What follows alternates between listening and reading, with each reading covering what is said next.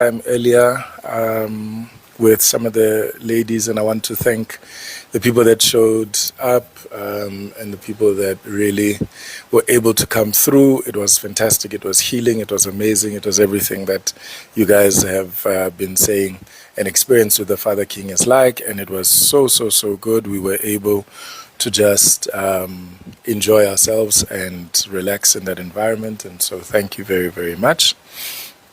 And thank you to Mapula and Khosi and all of the help that they definitely gave to us.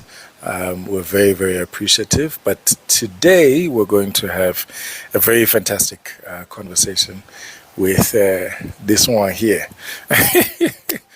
Please turn your phone. That's the only way it's going to work, and we will read the comments. They're able to read the comments there. Sorry guys, our son is here also telling us all these wonderful things.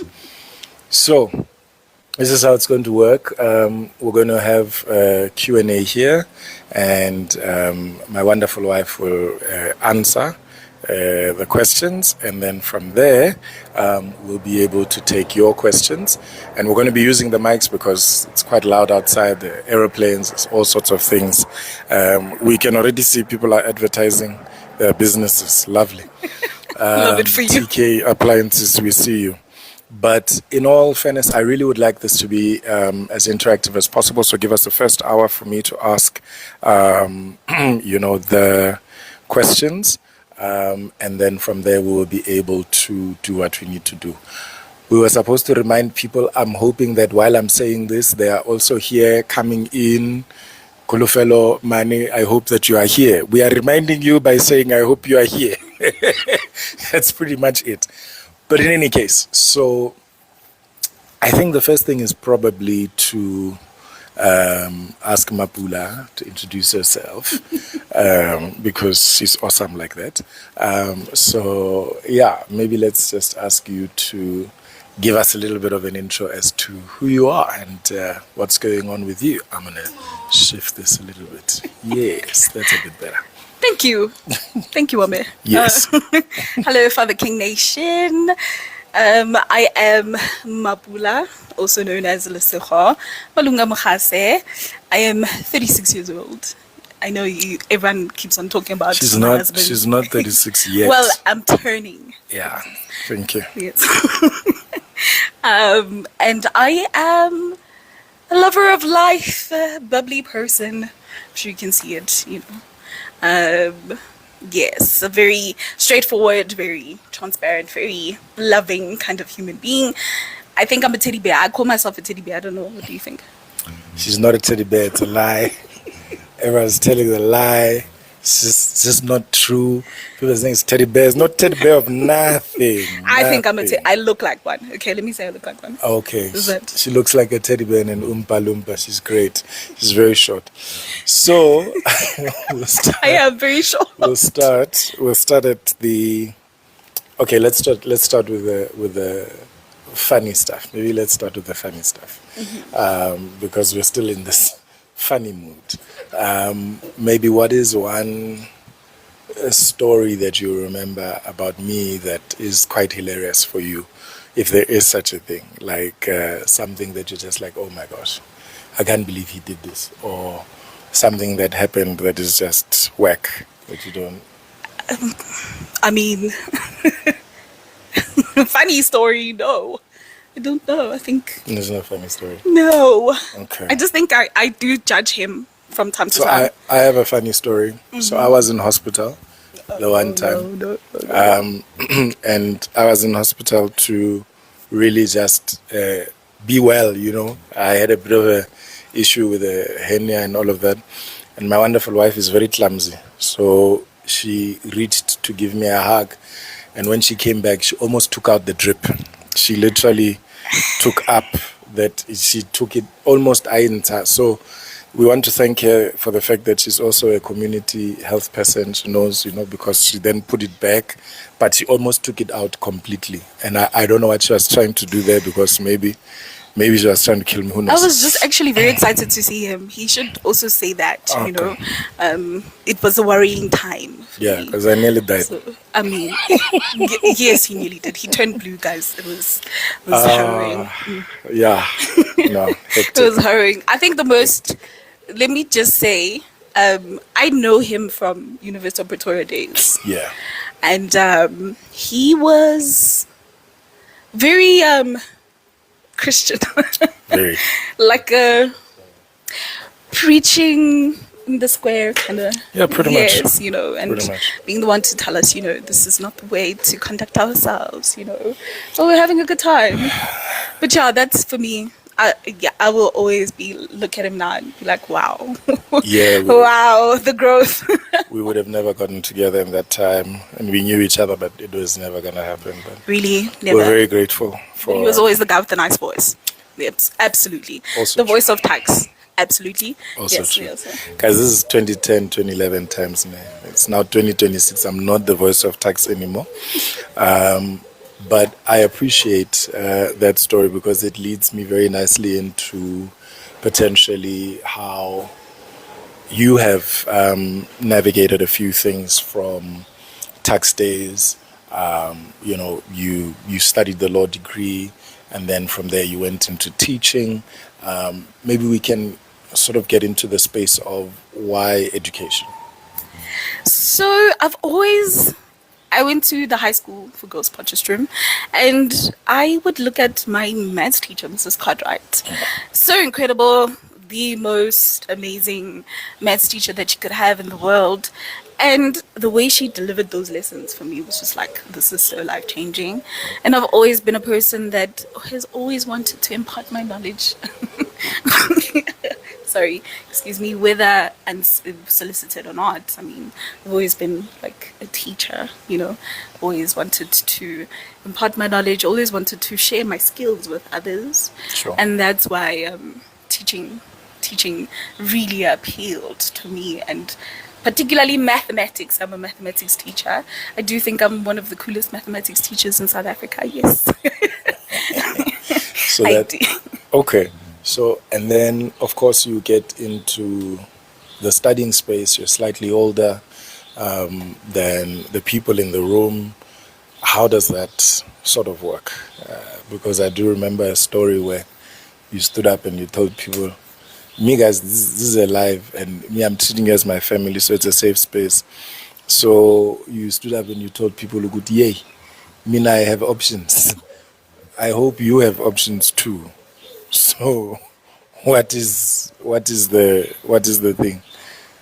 I think because I have already, you know, been in that studying space, and I was 29 years old, and you are in a classroom full of, well, what, 19-year-olds? Yeah. You know?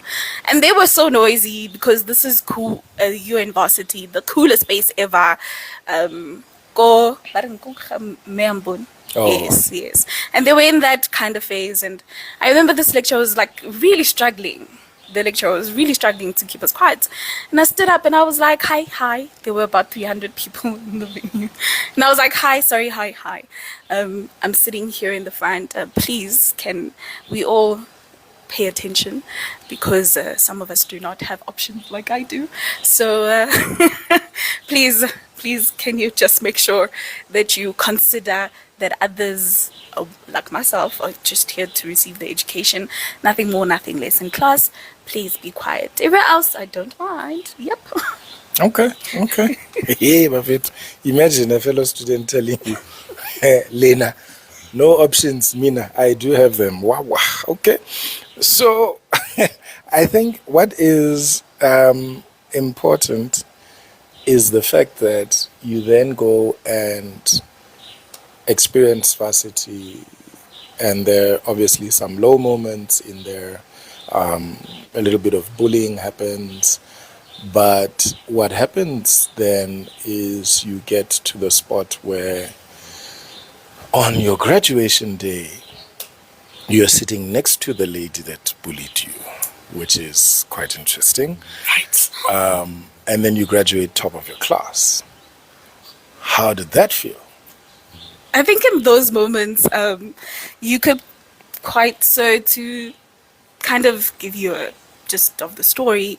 I was class representative during COVID times, and obviously having been in a professional setting, I had a particular way of sending WhatsApp messages.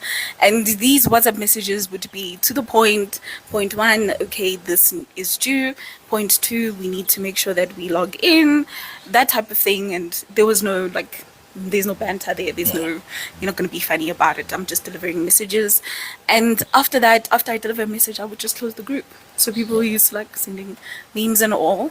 And from there, I was told that I'm highly dismissive. And I think I am the next best thing since sliced bread, Jeez. which I mean, you know,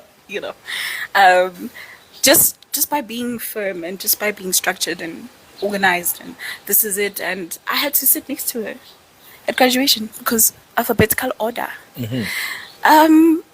For me, it was one of those moments where you're just like, wow, geez, I never thought, I could sit next to you and not want to strangle you. But yeah, it was actually quite incredible. She congratulated me, and she actually did say, you know what, I'm sorry for that. At the time, I didn't know what I know now. Sure. So that was an interesting moment. She even was part of the standing ovation when I was announced as top of my class. So yeah. And how have you then dealt with these experiences? And maybe we're going sort of layer by layer, but as we go a little bit deeper, experiences with other people or other women that potentially sometimes have had nasty dispositions at first, and then turned and said, oh, but I didn't know this about you, I didn't know that. Yeah. Those are always the interesting moments, right? So I will always be fair. That's my biggest goal in life, is to always be fair, always strive to be the person who does not ride on the wave of, oh no, this one said you're an ugly human being, therefore I'm going to be ugly to you. So I give everyone a chance, to prove themselves, maybe too many chances. But I do try and be as kind as possible and as loving as possible and as encouraging as possible. And if you do not receive my love and my encouragement, I also then withhold my love and encouragement, and I kind of move on. And I think in the moving on from it, that's where the actual I want to fight her comes in. Because wait, how could you be this person now all of a sudden you're not paying attention to me? But the changes do happen in the sense that I will always extend kindness. I will always be gracious towards you. I will never treat you the way you treat me. I will always try and just, let's build a bridge. Let's move on. And that's how it goes from, oh, this person actually didn't like you, to okay, I think you're cool. I think you're good. Yeah. Okay. And maybe then take us back, because earlier you said something to the effect that, oh no, people tend to think that you are the next best thing or the best thing since sliced bread. I wonder whether it's important for us to actually get into the fact that you genuinely believe that. I genuinely do believe that, right? And what it looks like for you potentially, to be able to then speak to that and where that kind of confidence comes from, and take us a little bit into your upbringing, into who instilled this kind of confidence in you, and take your time. So, I grew up with my grandfather and my grandmother, Godin Kloof. My grandfather was very, very strict, very rigid, but also extremely loving. My grandfather would always say to me, listen, you are going to be the most amazing person in the world. And there are lessons that you're going to learn on the way. They're going to be tough. But yes, for as long as I'm here to hold your hand, I'm here to show you that the world, will be kind to you and will be unkind to you. But this is how you navigate that. So very loving family, very successful family, um, very privileged. My mom is a pediatrician. My sister's a dentist. My uncle was a lecturer at Sfako Mahato. Have an uncle who was the one that started what we call CIPC. He was the founding CEO when we were CPRO. So kind of like, a well-rounded family, you would think. Because of my grandfather, he was always a trendsetter. I want this life to be the life that is going to be generational, and I need you guys to remain confident and to always strive to be excellent. It's pushed really hard. I mean, in grade 7, I was head girl of my school. I graduated again. Still, I was the duck scholar. Still carried that. So excellence has always been something that was really, really drilled into me. It was all or nothing, and yeah, I kind of live that. It's all or nothing. So the excellence comes from having the solid figure who had a plan for us, and he laid it out to us and kind of, well, give us a blueprint as far as he could before he passed away, just to make sure that we continue the legacy of just being excellent and being brilliant. Black people, particularly, yes, brilliant black people. That's all he wanted, for us to be in a room and to radiate excellence. Yeah. And how does that how does that influence the way that you show up now? Because at times, in different settings and communities, people would say, but hey, Lesego shows up with the confidence of a white man. And she's unapologetic about who she is. And I really want you to maybe take a little bit of time on the fact of this confidence that's backed by somebody in your life. Let's not necessarily say a father figure or a mother figure, but somebody as perhaps lesson number 1 out of our interaction today. Like, how can we actually have the kind of confidence that says you can do and be anything? I think it starts with knowing exactly who you are. Self-awareness is so incredible because I know there are days where I wake up and I'm like, oh no, today's not happening. Today I am the mold on the bread. Being self-aware and understanding how far you can push yourself, how far you can go, how far you are willing to go. And also being very specific about, okay, I can go this far, but I'm not willing to go and take somebody out just to be in that space. So, excellence for me was always something that I saw and I lived. So it wasn't hard for me to emulate that. And then when my grandfather passed away, it was still something that, because I've lived it for so many years, to see a man who would make sure that you are in rooms that you were not meant to be in at the time that you were in, to make sure that you are providing for your family in the way that you're providing for your family, to make sure that you're building a legacy and a name for yourself. So just seeing that and being able to experience that changed who I am. And one other thing is that I am the girl I think I am. That it will never ever leave me. I am the girl that I think I am. It has never changed. I also am not afraid to do the work to make sure that I can keep on saying I am the girl that I think I am. A lot of people think excellence just comes in like, oh no, okay, I wake up and I go and get the marks and then it's all done.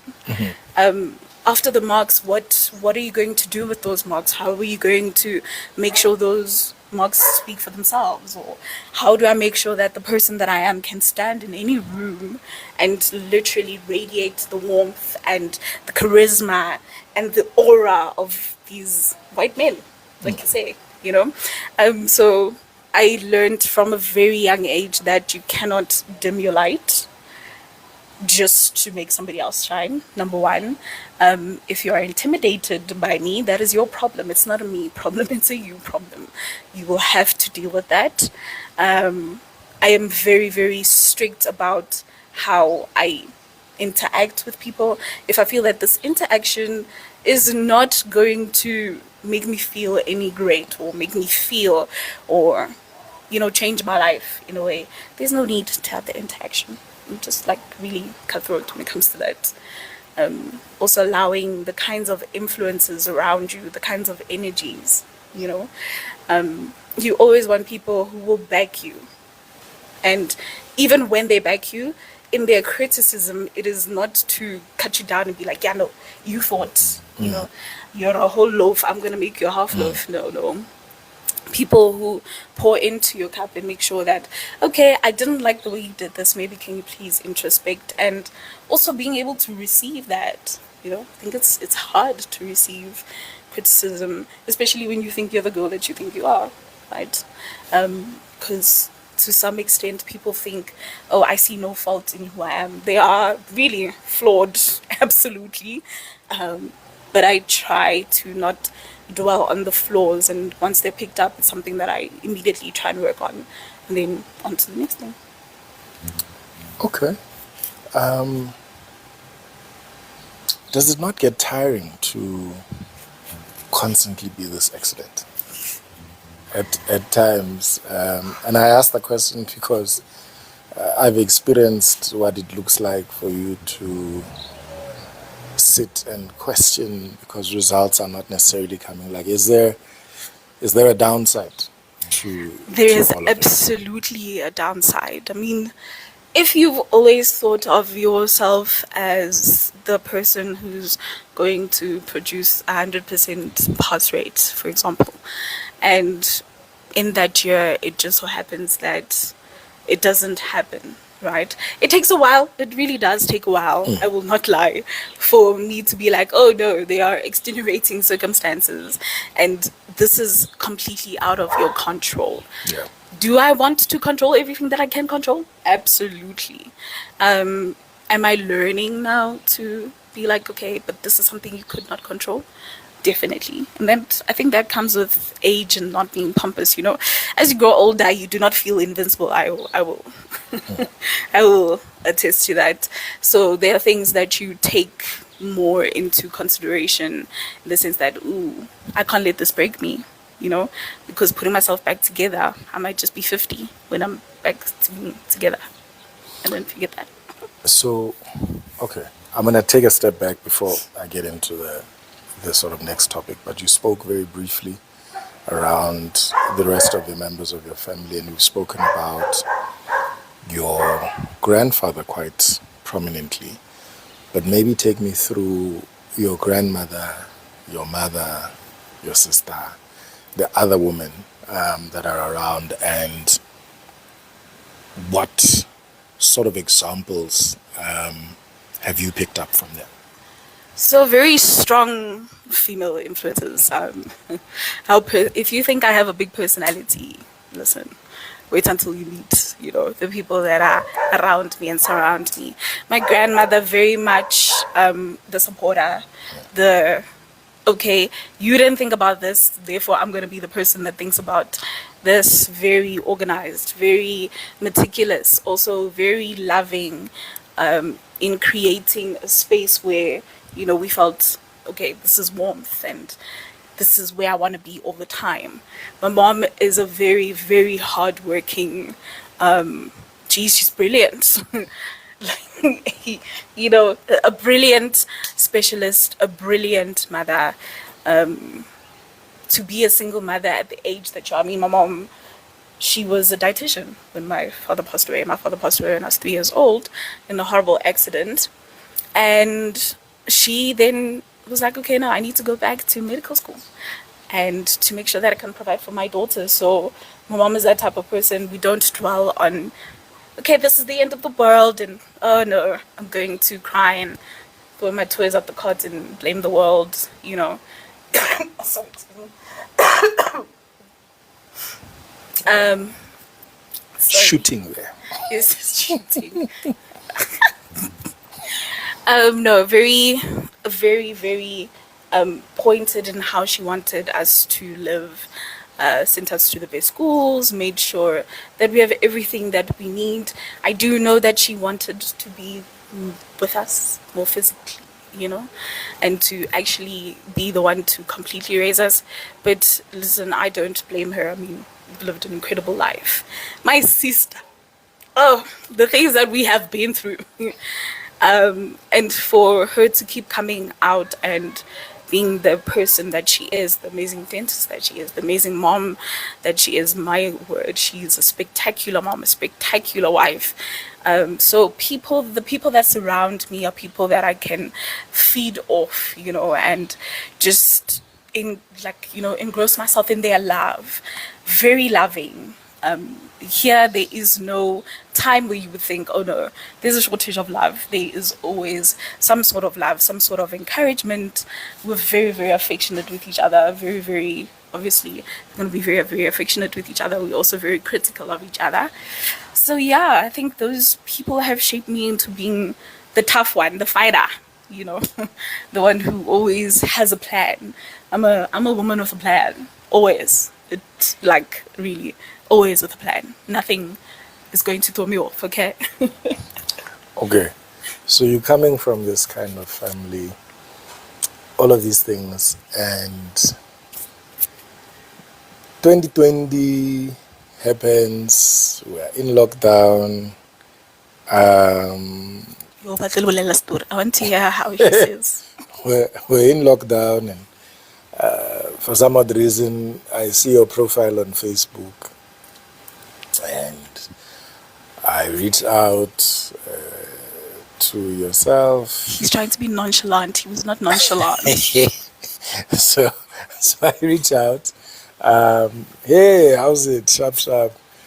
I don't know why my son is looking at us like this. But anyway, so I reach out, say hi, how's it? I don't know why I reached out, because I had no inclination as to whether the person I'm reaching out to had changed or anything of the sort. Were you still going to the square? You know? So I reached out because there's a particular profile picture that you had at the time with there was a green jacket and a black beret. And I was looking at that profile picture. I'm in lockdown. And I then tell this woman, look, I've gotten divorced. Outside of the divorce, I am now pursuing this thing that is very hectic to pursue, called polygamy. And I think, you know, we could work together on this thing. I don't know what gave me the confidence to go and approach somebody like yourself. But I then did. And after that, you said, no, it's fine. I'll go and think about this a little bit. He's being so modest. Yeah, so the real thing is that I spoke on Facebook, and then she said, no, here's my number, because her inbox was overflowing, apparently. It was locked down. So then, you know, I say, okay, Sharp, here's the number. I reach out. A couple of days later, because I was working in the education space and I had a permit, I then come and see you. Yeah, you did. You did. To come and to fetch muffins. I beg. That had been our what you call our oven doesn't work, but yes. So then I fetched these muffins, and she mustn't tell you lies, like she started with the flour and no ready mix, water, what, and then it was locked down, guys. The things are scarce. Okay, so then I come and fetch this these muffins, yes, with the bread plastic. So I then take that. Guys, you Tupperware. I was still living with my grandmother, guys. Yeah, so I do that, and I think that was the first time that we kissed as well. And what an amazing, earth-shattering moment that was. But my point is that post that, obviously, we then have our first date when things open up. Koroko Mamas and, Northcliffe, Rockamamas, Northcliffe, shout out. yes, Yes. it really has a great spot in our hearts. But post that, and I remember I told you, I think within a week or so of dating you, and this is my standard practice because of the intentionality that I have, and even with the other partners that are in the family, and some of them are here in the live commenting their lives away. But outside of that, I was very clear that I'm going to marry you. And you then said, sure, of course. I mean, Mina, marriage loves me. It's exactly the case. Maybe let me start not by what made you answer my DM or whatever the case might be, but what made you agree even to building a polygamous home, as it were. Shoo, they're asking the deep questions. Wow. So I got divorced in 2016. So we've both been previously married, and I think in that marriage and being the person that I am, so I'm not very domesticated, very True. communal, True. very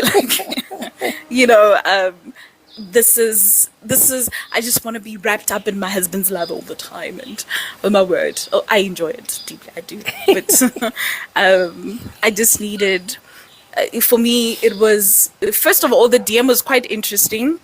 Hey, are you still in Joburg? I was like, oh, whoa. Well, I am back in Joburg. I had just come back from Pretoria from previous marriage, and I think I had taken about, it was 4 years of not dating or entertaining anyone and just doing introspection. There was 21 days at Port View in between. So a lot of healing and a lot of putting myself back together again happened in that time, and figuring out who I am, what I want, what I would love, and what I would not like. For me, I was very intentional about, I've always been though intentional about dating guys that really, I've never had a horrible relationship where the dude is just, trash, so people would say. So I've never experienced that. I've always been like a princess, always been treated like a princess. But maybe it's because I also kind of demand that in a way. But not only do I demand that, I also reciprocate in a way that shows that, listen, because you are, feeding into my inner princess, I'm going to show you that you are the king that you are, That DM was quite fascinating because it's lockdown, and yay, the inboxes were busy, guys. Been during lockdown. Yeah, the inboxes were incredibly overwhelming, but I saw this gent and I was like, it's the gent with the nice voice. Oh god, how nice. And we were talking and I was just like, listen, let's take this to WhatsApp, because I really am also an initiator. I really am like, yes, take the bull by the horns. So I was like, let's take it to WhatsApp, and we started speaking, and then this man, yes, I would like to tell you that I'm polygamous. Whoa. Obviously, I really at that time appreciated the openness about it, because you are hearing that people find out 3 years down the line, or you're married with 10 kids and you're finding out that your husband wants to have multiple wives. Oh, no. Hurry. So it was beautiful to find out. And I also looked at myself, I looked at the kind of person that I am.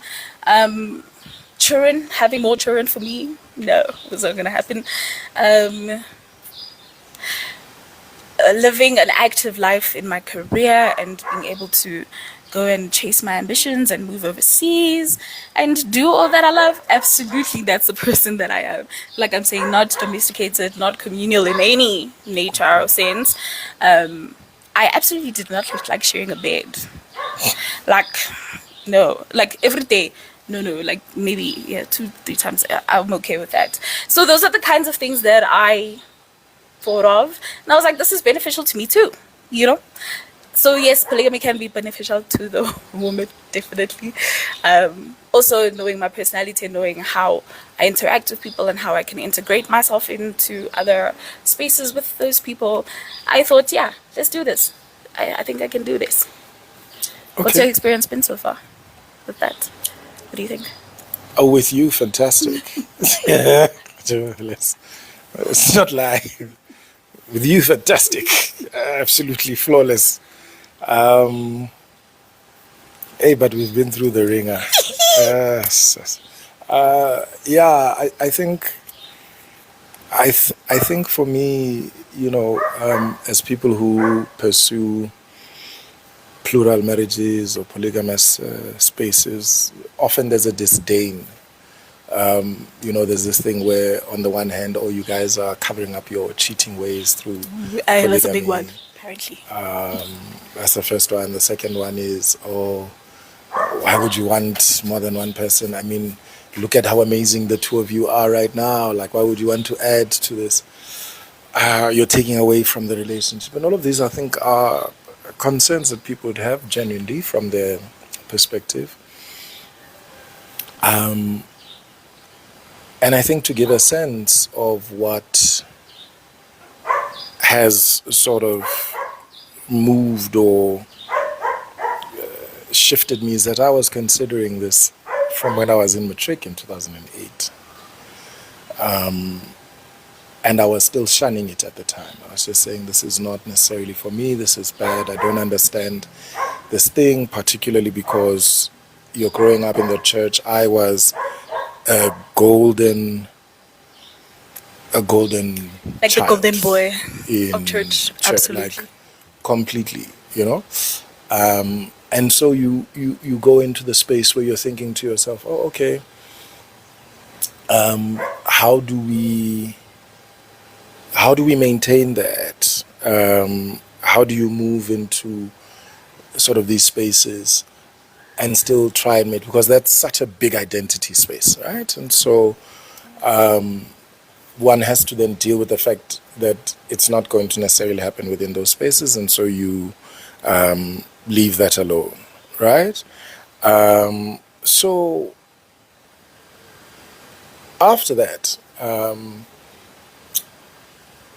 it's becoming a thing because I'm reading these comments. Yes, guys, I'm 35. Always, I've been 35. I'm for even a older while. than him by bands, Like, guys. I was born in March, he was born in please, June. Please, I've checked the be ID. okay. It's okay to be shocked. I am 35. I'm 35, and there is a. I find it very interesting that there was a thingy where someone said, "Oh, our father is a polygamous, broken heart." Askis, I am. It is Rosina. It is what it is. But in any case, so you move with these things and you have them in your heart, and you've been told about them spiritually. You've been told why it's going to happen, how it's going to, what is, and all of these things are there. But you are almost afraid to pursue because you fear the people around, what they're going to say, how they're going to say it. And I think that what is so important is really that you get to a place where the external voices don't necessarily matter anymore, right? But at the same time, you're very well aware that because you are pursuing this particular reality, it's something different that you're going to have to contend with and deal with and move through and all of that. To give you guys a sense, those of you that are coming on this live for the first time, it's not the first time I've been referred to as a father or a leader or a grootman or something or anything of that particular space. What is critical is the first interaction I had in a public space of giving advice. I was 14. 1-4. And it had been after, it had been after, as it were, the sermon that I'd given. And I was 14 and preaching to a full congregation, which was also unheard of in that church. But then I did that, and a couple in their 40s, 40, came and asked me for marital counseling. So these are things that are not, what's the word? They're not new for me, right? Leading people who are older than me, referring to me as a father, people that are. So really and truly, I just want to set your mind at ease. Ne? You can call me Katle. I will still continue, however, calling you daughter or son. Primarily because the people that are calling you daughter or son is not me, and they are way older than both of us. And that's where the messages come from, just to, allay the fears that may exist with some people. But I think the one thing, though, that is quite important is to realize that there's a lot of loss that happens in pursuing stuff like this. And I wonder how you have seen that just in our own lives, and the shrinking friend group size, and all of those things. Geez, I mean, we've lost a lot of people. We have lost a lot of people. We've gained a lot of people too. Let's not even lie about that. But in the loss, I think what will always pain me is how it weighs so heavy on you. I always see how you actually you look like you're deep in thought, and you are just trying to figure out, okay, could I have done this differently? Or should I have said this differently? Should I have been somebody else, different? But one thing that I have always, and I will always keep on saying, is you are who you are. And you will be loved for who you are, not who you are pretending to be, and not who you want other people to be. If you're living in your truth and you are very comfortable in your truth, why must we be shaken and hurt by people who shouldn't actually even be in our orbit at the time? I'm very big on, if somebody leaves your space at a specific time, it really is just something that needs to happen, because that person was either standing in the way of something, or coming in between the way of something, or just holding you back from the next phase in life. So I'm very, with that one, I think the way you take the losses will always be like, oh, my person. But yeah, you've changed a lot. Like you've grown a lot. Definitely not as, he doesn't beat himself up that much anymore. He really takes it on his chin, which I appreciate. I've always been that person. I'm just like those people. Listen, they don't want you. It's okay. Let's go. Keep it moving.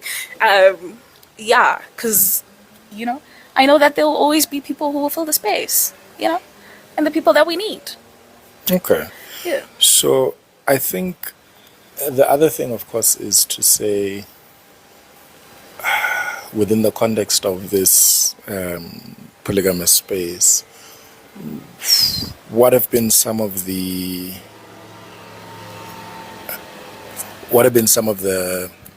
challenges that you have experienced? Then we'll ask about the good things as well. But what are some of the things that you have said, ugh, yeesh, I don't want that? I think a lot of people do not have what I like to call organizational hygiene.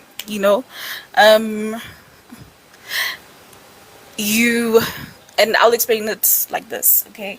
If today I have a meeting, and this meeting has been put in place for the past 2 weeks, it is absolutely improper of me to change that meeting on the day, an hour before, and then expect that the other person will receive it, right? And simply because now what I have come to know is that our lives do not work in isolation. We do not live in our own bubble. Should you have plans with another person, I also can make plans in that time, or I can decide, oh no, I'm gonna have the house to myself finally. You know, he's not there. And then all of a sudden somebody comes in and is like, well, I can't do this today, but maybe let's try again tomorrow. My problem is you don't know tomorrow what is going on in our bubble or with other people, you know, in the bubble, I'm guessing. So that a lot of inconsideration, a lot of people think that their feelings matter more than others, and I am a firm believer that you are supposed to be considerate and you will be considerate. It is very important that we acknowledge that another person is also breathing the same air that you breathe, no matter how periodically that air might be breathed in. But I'm very, very big on you need to be considerate. You need to make sure that you understand that it's not just working in isolation and you're part of a purpose and this is what you're coming for. You're also not coming to compete with me. God knows I'm hard to compete with. So we don't do that. We definitely do not do that. You also can't compete with a person who is essentially competing with themselves. You know, I just want to be the better version of myself every day. So I don't know how you're going to catch up with, because the version you find yesterday is not the version you're going to find today. So I'm very, very big on that consideration. So those are the challenges. Yeah, and also people just thinking that the world should revolve around them. Like, you should be convinced to join the polygamy. Sorry. My biggest thing will always be you knew exactly what you were coming into when you decided that you're going to continue to talk to this person. So if you say yes, you know, no one needs to convince you. No, we don't need to convince you, because we're going to come 10 years down the line and we're still in the space of trying to convince you that this is where you should be. No, you should want to be here. Definitely. You should need to be here. And I do not, with that one, it doesn't even change. Can't convince you. So yeah, those are my biggest geeks, I must say. Always tough for him to hear. I've heard them many times. I wonder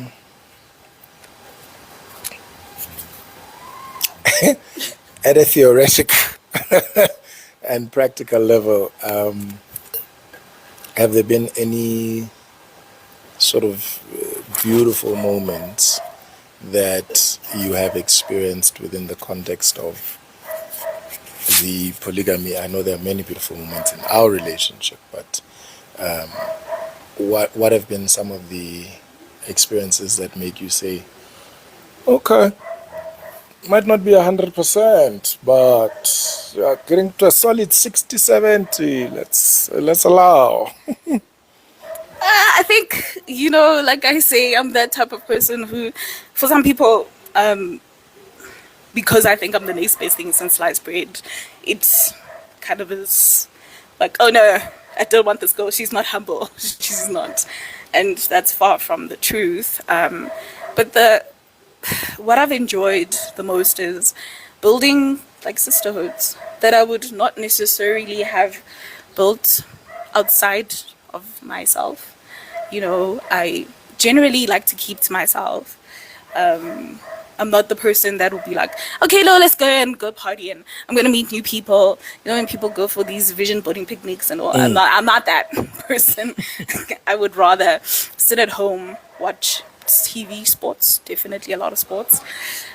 So in that, there's a lot of sisterhood, a lot of being able to share some frustrations, you know, because not everyone is going to understand my frustration.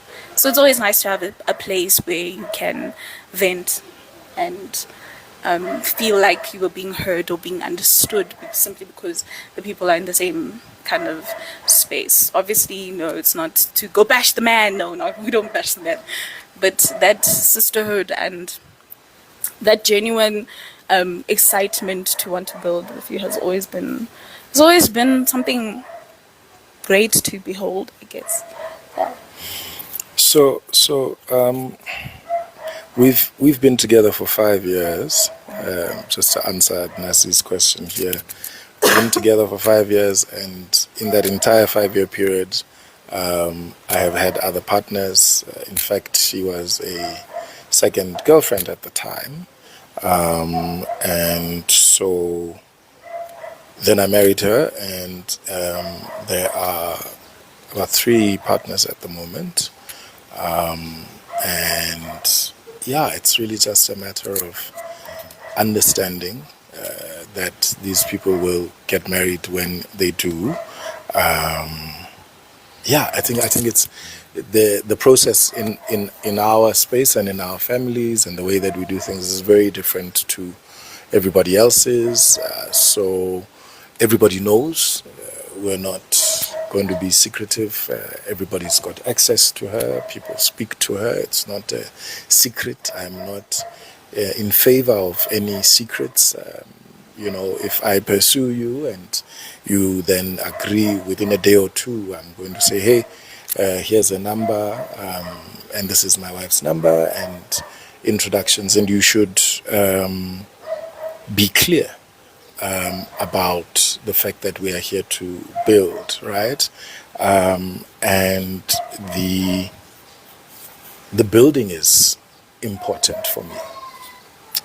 This is why potentially for some people I look like I'm very vehement on this issue of everybody bringing their best self or bringing their full self,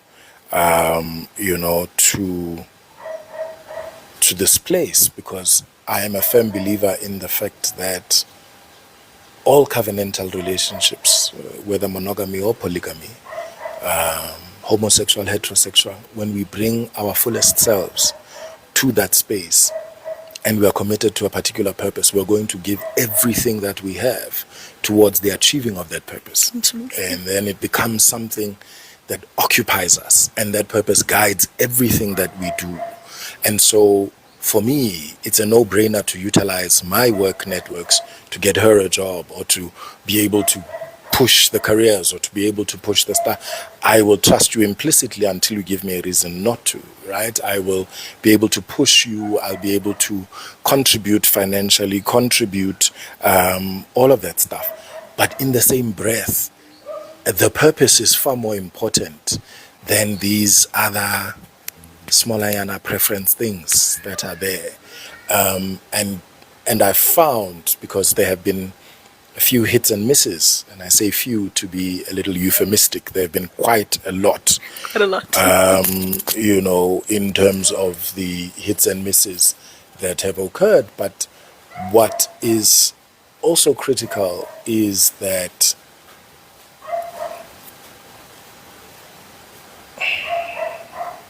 when this works, not even if, when this works, and you guys are able to see it, and you see me posting about it, and you see all these things that are going to happen, it is going to fundamentally bring certain clarities around what it looks like for a man to interact with his wives, and to interact in a way where he is able to open doors and step back and let them walk through, where he is able to till the ground and bring about the kinds of things that need to be brought about. There's not a single woman that has come into this home, and I think she can attest to that.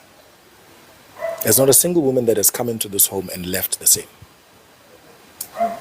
Whether it is physically coming into this home, coming into this relationship, there is not a single person. There are people who have come in here and gotten promoted within the context of this relationship. There are people who have come in here and gotten healing. There are people who have come in here and received access to certain monies or what. And that's because of the kind of home that we have built. There are realizations that have come for certain people. There are certain, if you will, movement spiritually, movement financially, movement at a family level. I mean, there are some people where I've met family members and things have been put into place. I've been trusted with certain, and it's simply because the purpose is critical in this house. And I wonder for you, Beloyame,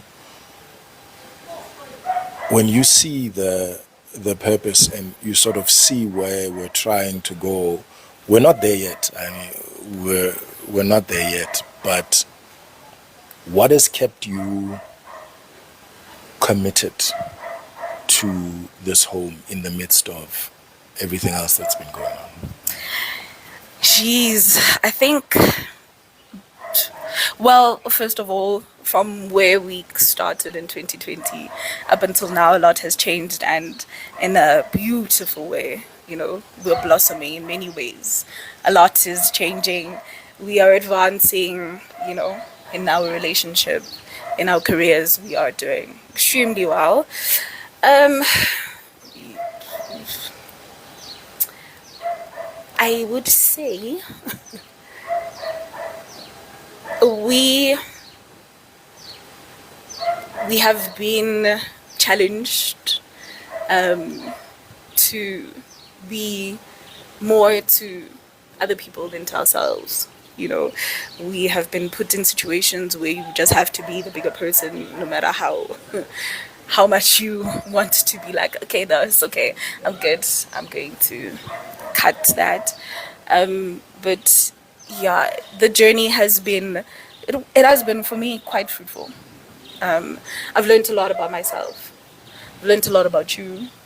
I have seen how you handle it, and like I said, the growth there is exponential. You are incredible. Thanks. Yes, you're so incredible. So incredible. So wise and so gentle and loving, and it does not change.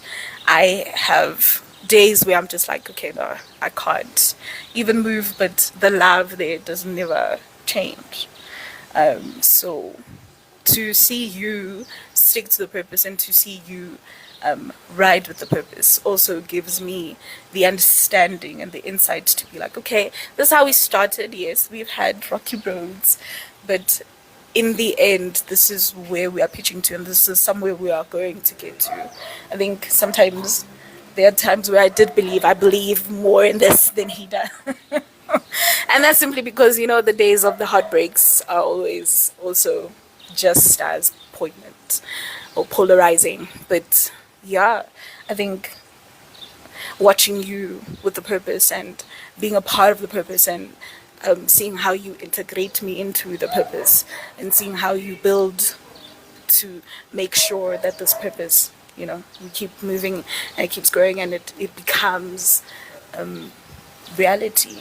That's what keeps me going. That's how it's been. Yeah. And I want to ask this. There are two questions. Well, the first, there was a question that was asked to Guti, how do you deal with jealous? I don't think you are jealous at all, by any stretch of the imagination. But of course, we are raised in monogamous spaces to belong. Husband is mine, my wife is mine. So how do you deal with that before I You ask see, my and other that is question? the thing about it, right? Knowing or thinking that you're the girl that you think you are and being the next best thing since sliced bread. There's no ways I could be jealous of anything. For me, one thing that I was very intentional about is building a space between myself and Wami, you know, that is completely ours, and there's nothing you can say, do, be to shake that space that we are in. And the relationship we have intentionally built it to be that way.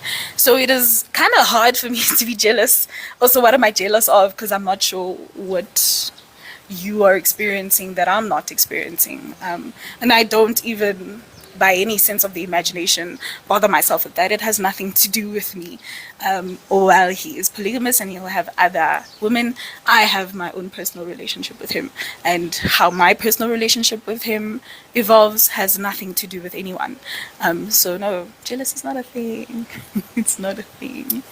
And so, do you think, I mean, having come in when there was somebody else and you saw the relationship that was there, that as people not contemplate coming in here necessarily because they are aware of it, but like if if people are being asked to get into their own sort of polygamous spaces, that they would say, I am committed to building my relationship with this person, one.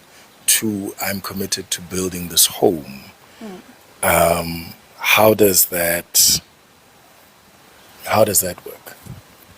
So I think it also starts with definitely one thing that I think I was very intentional about was to have my relationship with you first and to understand how you and I work in tandem, how it works when there are other people around, how we feel about certain things together, and how I perceive things. So I don't take things personally. Like for me, it's really, if there's one thing I don't do, I don't take it personal.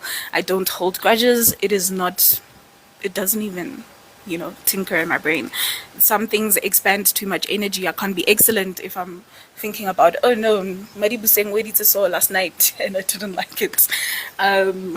So definitely for me, it started with just making sure that you and I have our own relationship. Just like you would in any monogamous relationship, how you love your husband. What does he like? What ticks him off? What gets him going? How do you best support that person? So after I got a hang of that, it was easy for me now to be like, okay, now that we are solid here, how do we then build this? How would you like this to happen? How would I like it to happen? Is there a common ground that we can meet at? So definitely it's like a give and take. It's like a dance, you can't do it in one full sweep.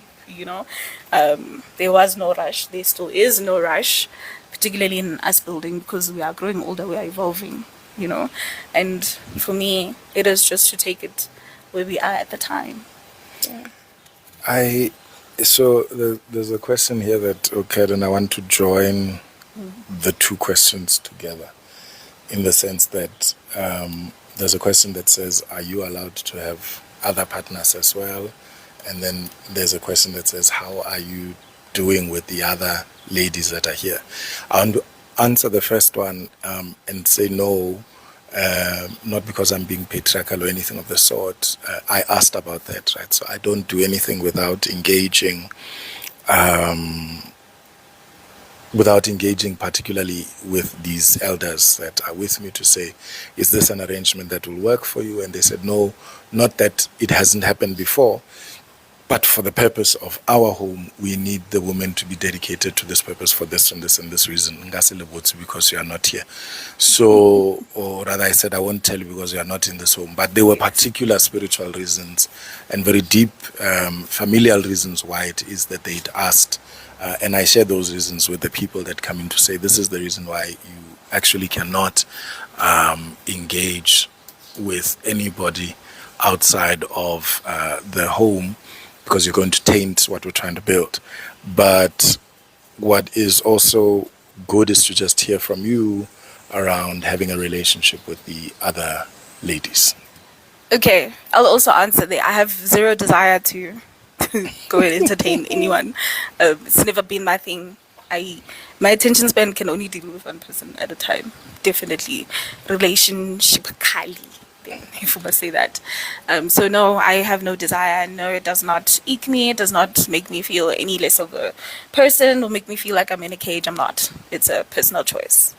The relationship with the other women so far, it's been good. We do have conversations. We're able to have a whole full-blown WhatsApp conversation. We're able to check on each other. We're able to talk to each other. Not as much as, is it as much as we would like? Yeah, no, life is busy. It's not going to happen that way. But no, I don't think I've even had like a relationship, even with the people that no longer here. I've had a relationship where I'm just like, oh, it's pure disdain and I cannot stand you. And to be fair, if I can't stand you, I will tell you that I can't. And we need to figure out a way to, cross that bridge. Yeah. So I mean, there's also times where we have met together, right? So it's not like yes. this theoretical thing that No, yes, we've shared a space together. yes, Yes. we have all been there. We don't live together as yet, No. Charlene. Yeah. There will be a time where the people have their own houses and We will not we live are together. I've been in on the boarding school. same plot. Yeah, not live in the same house. That's a recipe for disaster. If there's any man that wants to die quickly, Please. put all of your wives in the same house. I was in boarding school as well. I have no desire to share my space anymore. Let me just tell you, you will die. You will die.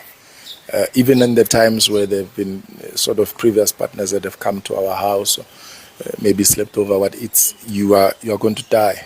You're going to die because where are you going to sleep? In your own home.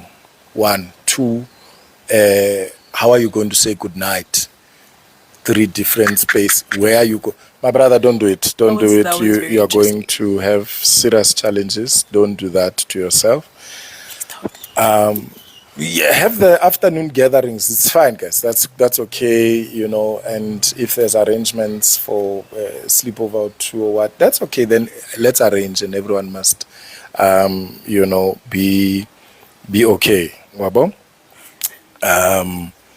So, I think the other thing that I do want to say is that when I initially met you, there were a few things that were going on that are quite hectic from a financial perspective.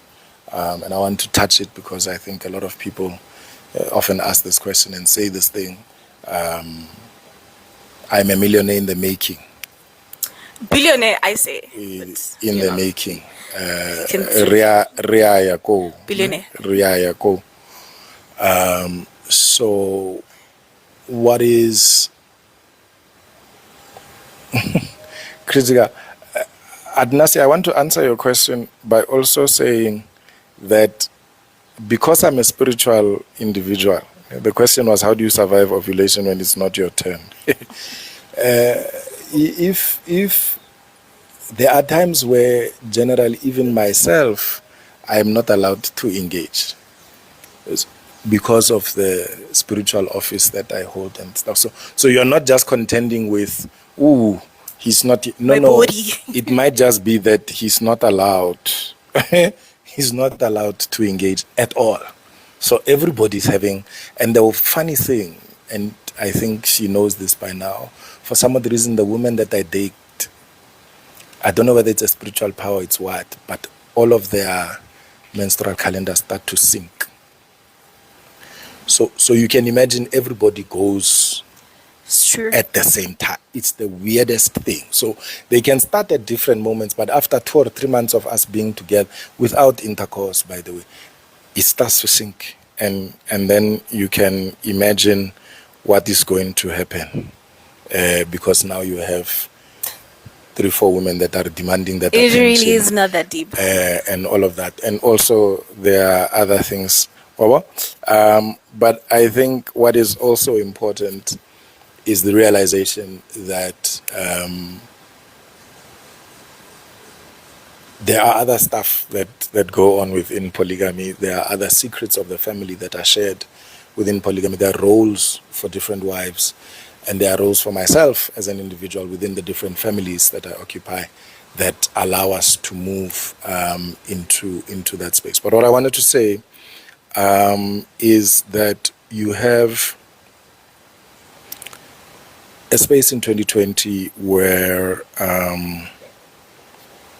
you then get to meet me. You're coming from this family. And I want to ask this question in this way. I mean, a lot of people might think I'm dogging on myself, but I like speaking the truth so that people understand, you know, that I got together with you and I sold the Ranger that I had, you know, so Hukoloi Yahaho Ewane, which is a beautiful bright orange vehicle.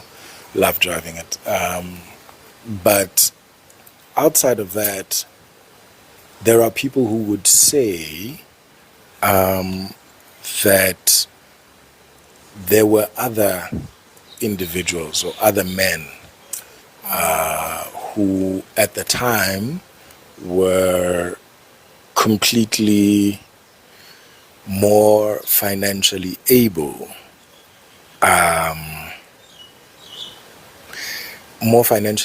to do stuff than what potentially I was at the time.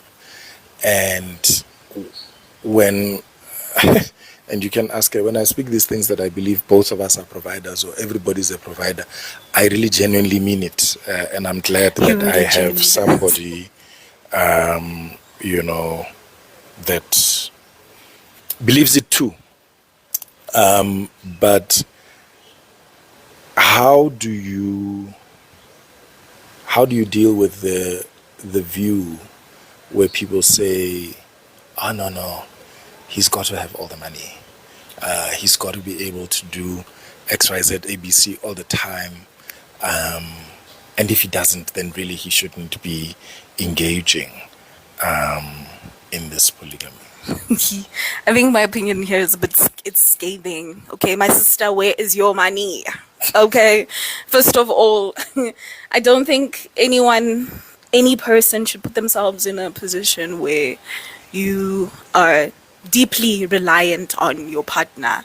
And Both ways. yes, both ways, because should that person leave you, starting again is always, it's turmoil, it's absolute chaos. So I'm a firm believer, if I can't get it for myself, who am I to expect it from another person's child, because really I'm living without it now. How does it seem fair that you are the one that can provide it and therefore must provide it? If you can, that is great, right? But one thing about money, it's never shook me or moved me, because I deeply believe in my capability also to make the kinds of money that afford me the life that I want and afford my husband the life that he wants. I don't mind. I really, really don't. Yeah, listen, this is my sisters. We make our own money. We live in our own purpose.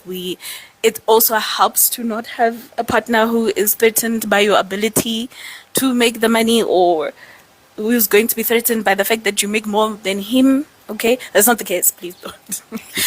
But very, very sure that should that be the case, I will never ever feel like, oh no, I'm carrying this by myself, or oh, I'm doing too much, and I wouldn't. What's his is mine. What's mine is his.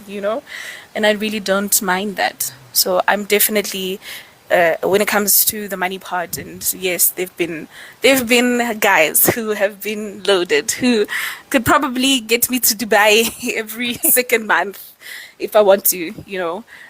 But for me, that was never the appeal for me. For me to have somebody who is genuinely interested in who I am and what I am and what I'm doing and who I want to be, and not buy their way into it or throw money at my disdain for something, is very, very deeply, for me, very deeply comforting. Yes, it makes me happy. Absolutely.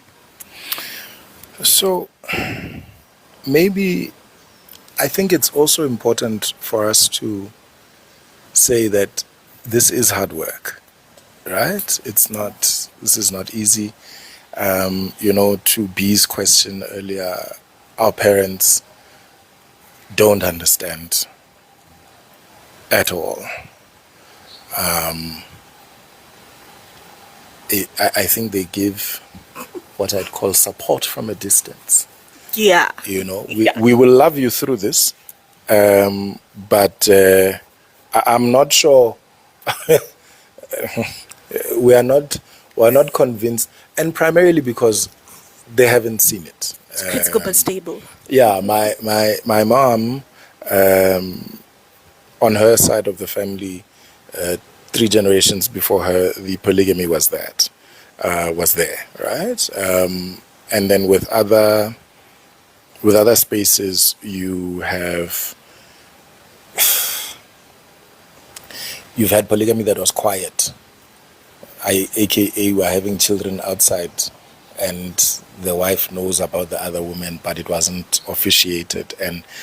And for me, my thing is, I have been called to rectify some of these things, right? To bring the polygamy to light, to bring everything to light, to say, yes, I have partners, yes, I can go out with everybody. At a stage, I think, let me not refer to the time frame, but those people are no longer here. But I'd taken people to a spa date, and man, you can just tell, because after that we went for lunch. Like, people look at you very interestingly, It's just like, what do you mean, bro? Like, you just kissed everybody. Like, what is the why are you wabo? So Do not happen like that. hey, man. In fact, I think I went to the spa, took you guys to the spa date. Yeah. It was a treat, and then we went for lunch. And then afterwards, I think you sort of get looks that people want to ask, but what's going on? Yeah. Are you guys siblings? But I think there was a time where I did, like, give a peck to everybody at some stage. I don't know if it was outside in the parking or in the... Yeah, I think so. Yeah. Yeah. Yes. In the parking lot. Yes, and then people were, the photographer person wanted to take a photo of us and then stopped, because it was just like, wait, okay, he's kissing us. Oh, no, he's kissing everybody. Why is he kissing everybody? So that was quite interesting. That was lovely. I enjoy those moments primarily for myself, because I like drama. He does. But outside of that, I think, yes, let me deal with this question that Adnasi has mentioned, and then I'll get to the other one. This is a customary marriage that is out of community of property. Yes, it can be. Yes, we struggled to get it there, but yes, it is really... what is this?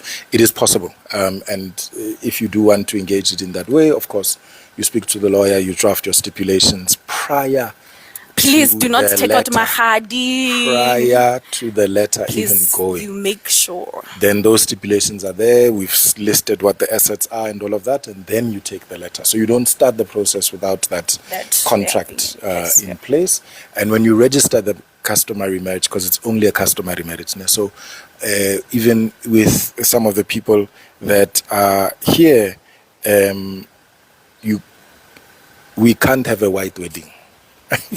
At least even if it's in the initial phase, it's all got to be traditional weddings, because the white wedding almost in a legal sense signifies that you're a civil wife, and then you have also, so we can't register that, all right? What is critical as well is that the other thing that a lot of people potentially also don't realize is that I have been also told, and it's something that I have also said to my father, I think I remember saying this, and I've said to my uncles that every other wife and every other mahadi Mapula will be a part of that delegation, because there's a legal requirement that says that she's got to give permission. So her permission is in also going and being a part and saying, we want to,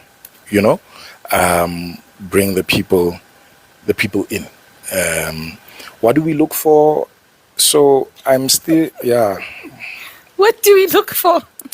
I'm still a man who is very much a person of... He's got a type, guys. Sight. Yes, there's got a type. There's that too. Definitely a type. But I think that... So what may be attractive to me also has got to be vetted. So it's important for us to then see, okay, this person is attractive to me, but then we must go and pray about you. We've got to seek some wisdom to asking. Ngeke nginjeli type fezile ngeke. Why do you want to know the type? Please, don't do that. Don't do that. No. But it's a lovely type. It's wonderful. But in all fairness, and I come to think of it, the people that Let's just say maybe the type is smart. Let's just say the type is intelligent. at the body level. The type is intelligent, please. The man cannot share that with you. Yes. It's a question or no question. Yes, please, no. You have to be intelligent. Yeah, no. The spirituality is very important. 1 + 1 is 2. Spirituality is very important. And I think outside of that, on a very serious note, this is a spiritually grounded house. So, if people are going to come in and tell us, to answer the question, I'm not as Christian affiliating anymore. I've moved past a while back, so I'm fully integrated into my own African sort of spirituality, fully moving into elemental teaching. So we've moved away from the place, but I think that what is also good about where we are is that as soon as a conversation with someone gets serious into the space where the person says, "Hey, I will speak to her." How has that been for you, Kay? Being a best friend, not necessarily wife at the time, where you are now listening and saying, "Hey, yeah, no, okare modiabua, this and that, we don't understand. What is going on here? Wara wara." How have you handled this? I think those conversations are, and literally it's not even me separating myself from a wife and best friend, but in that moment you do say, "Hey, ke kopa bolela chomi ya ka, ke re shompintji."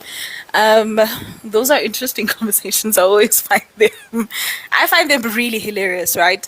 Because sometimes I do look and I hear stuff and I'm just like, I don't think so. Not today, my brother. But obviously, knowing that I'm the best friend, I do like gently, right? I'm gentle. No? No. Oh, okay. I think I'm gentle. I gently try and, be like I said, the looking glass, I play devil's advocate a lot. I really do. And I just try to be, let's think of it this way, let's move out of the eyes of you being in love, because, the man does fall in love. And that's not a problem. We got a lot of love in our hearts and a lot of love to give. So I don't mind that. But it's always interesting to have that conversation with my best friend. I think my best friend is very soft in those moments. Very vulnerable, and I appreciate the vulnerability. But those conversations are always, for me, they are like top tier conversations. Sometimes we come out of there and it's like, yo, okay, I want my husband back and I want my wife back. But they don't really get intense where we don't speak to each other for days and whatever. No, that never happens here. We always very quick to apologize and to forgive and to move on. But those conversations are quite. They're quite. I like having them. No. I mean, Agro Queen and Glad here says, I think there's just a lot of things happening in polygamy. People can't share everything. Absolutely, of course. Yeah, just like you can't share anything in your You're not space. going to share. So, and I think it's also quite good, guys, that we are giving a particular template, quote unquote. You are also going to give a particular template. And I said before, Glad and Agro Queen, there's no way that it's all rosy. We've had fights. We've had fights. But we are committed to fighting the problem, not each other. Over the past 5 years, well, we're now going to 6 that we've been together, one of the things that we made an agreement about over an ice cream at KFC in Naturena, we were overlooking, I still had the Ranger, it was a beautiful time. We were overlooking the skyline here, Josie, as far as we could see it. And we said that it's important to understand that the problem is the problem, one. And we're going to fight the problem. we're not going to fight each other. Number two, we are committed to each other until death. Clear. And I also think that what is critical for me is that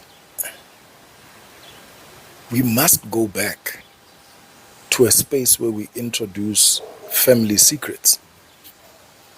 And we are clear about what those things are that we will not engage with people who are external to us about, and why we won't engage, right?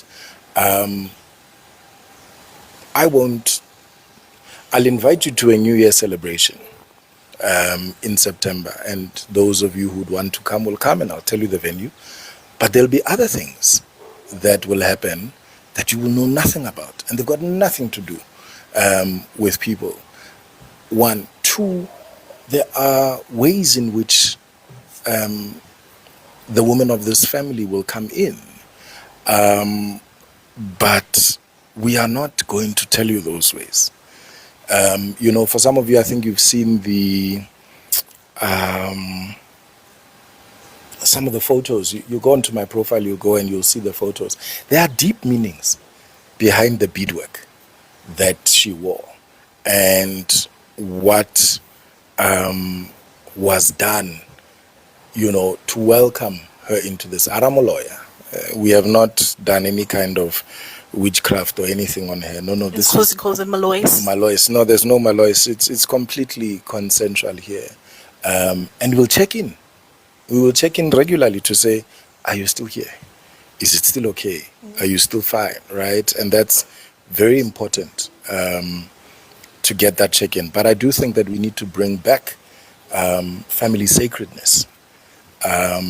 It's so important for us to get to a space where our families are kept going by some of these things, and we're clear on what the stuff are. Please don't misconstrue the family secrets as we're going to keep the uncle who's a pedophile. It's hidden. No, that's not. Please don't. It's just really in the inner workings of how we conduct a prayer. Or how we bless our home.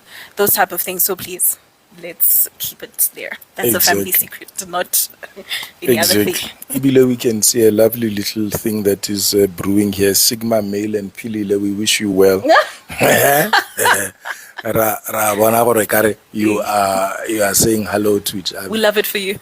We're going to open up to a few people. I don't even know.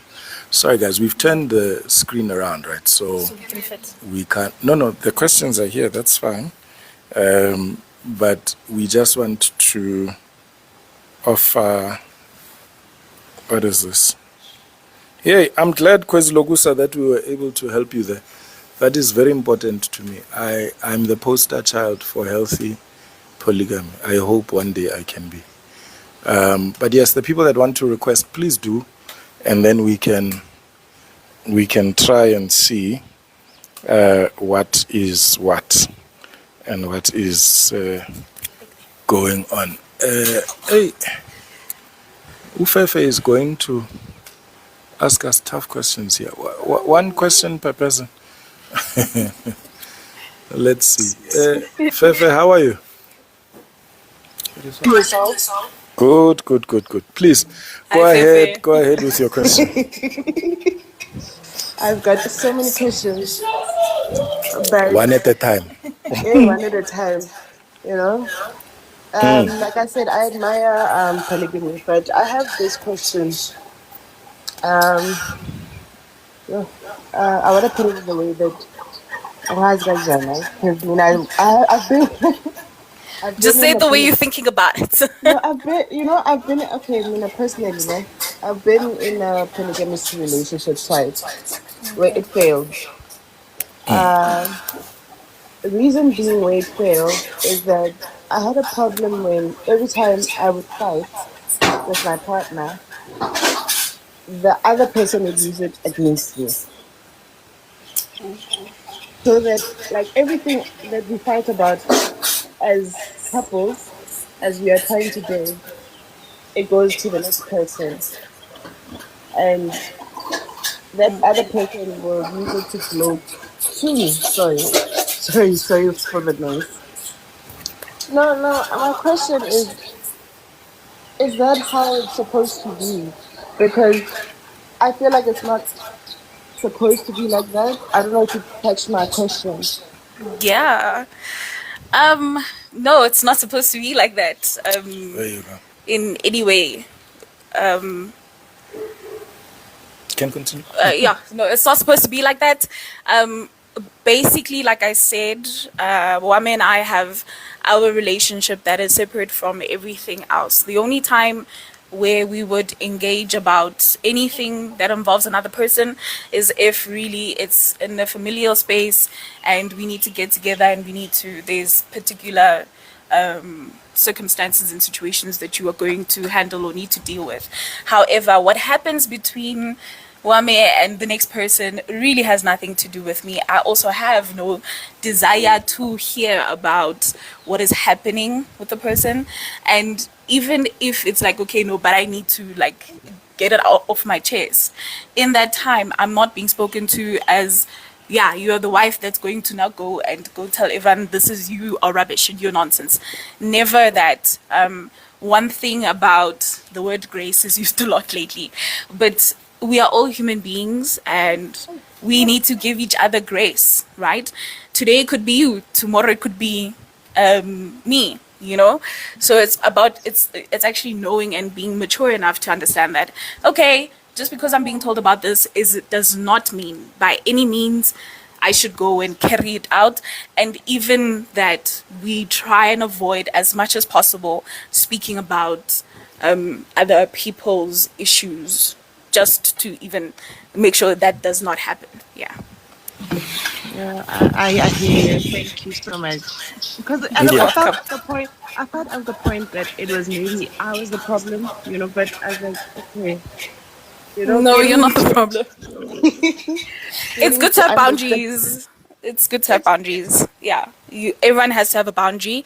And it is also good for you to tell your partner, this is what I will not speak with you about or to you about. So please, can you not also do that in other spaces? So yeah, you're allowed to. Thank you.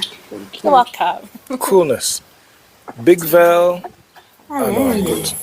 Yes, how's it? I'm okay. How are you guys? Good.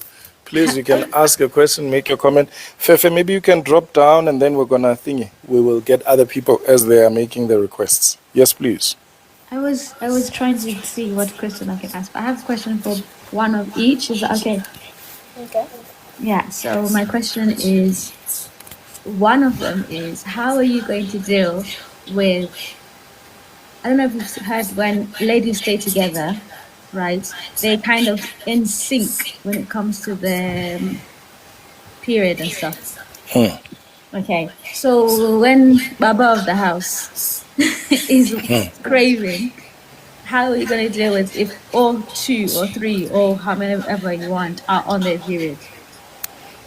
Ideal. Because it's already happened. So I'm speaking, the example that you're mentioning has already happened. I'll take the example further, potentially not even just around the question of just the sex or whatever the case might be, but I think the emotional need is quite hectic, even within that time, right? And so I take time for myself, and a lot of people don't necessarily realize this, but even as a polygamous gent, your own mental health is important. Your own space is important. You've got to. So if you're going to build however many houses for your wives, or you guys are going to build them together, please remember to build a house for yourself as well, that you can go to by yourself. Particularly because you need to pay attention to that, so that you are able to then give of your best to the individuals. Because I think one of the things that really confirmed for me that I am truly called to this was, I think there was a day where there was a problem at school with her and there was a family problem with somebody else, and there was some other cash issue with the other person, and something else that was going on with previous people, not the current people that are here. And I was not flustered by any stretch of the imagination. I was clear about the kind of advice that I was giving, and it landed. And no one felt like on that day, oh, you're not here for me, you're not this for me. So it was very clear that, okay, you're able to handle the space, and you're able to direct the space in the way that it needs to go. To dovetail into another question, which I think tangentially links here, guys, we live in a country that used to be the HIV capital of the world, right? We're not going to be engaging without trust. We're not going to be engaging without clarity on what is going on. So Scientific clarity as well. Regular testing is a thing in homes like this. And if there is a decision around children, then we can move in that respect. But I think it's important for us to get to a space where, one, because we are spiritual people, particularly in this home, there is nothing that I can do that my wife or other partners will not know about. I can try and hide whatever if you want. Mapula here has asked me about a conversation or conversations. So my elders have so loved her that they have decided that they are going to take my business and show it to her like a Netflix documentary. Okay. So she will go and dream about a person that I just started speaking to yesterday. And she'll be like, oh, so there's a person like this. I like her. Let's see where it goes. Or there's a person like this. I'm not sure. And sometimes she'll even come with like a name. Yeah, the person has a name that sounds like 1, 2, 3. You know, she was in there and she said this and this and this to me. So I can't hide. And this is why I'm so transparent. My transparency has scared a lot of women off. Like, it's just a fact. Like I'm way too transparent for my own good, supposedly. So it's, Charlene, it's not even a sense of infidelity. At the point of conversation, the people know. Yeah. I cannot, and that's just one of the reasons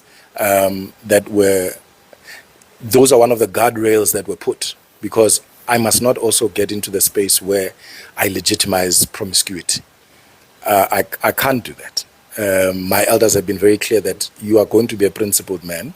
You're going to do things by the book. Yes, you can have 15,000 conversations, but the 15,000 will come as a set, and we will show our person what's going on, right? So it's important that spiritual alignment is very, very important. I have one wife, 3 partners. There will be others that come. Big Val, please ask your second question. My second question is to my DC.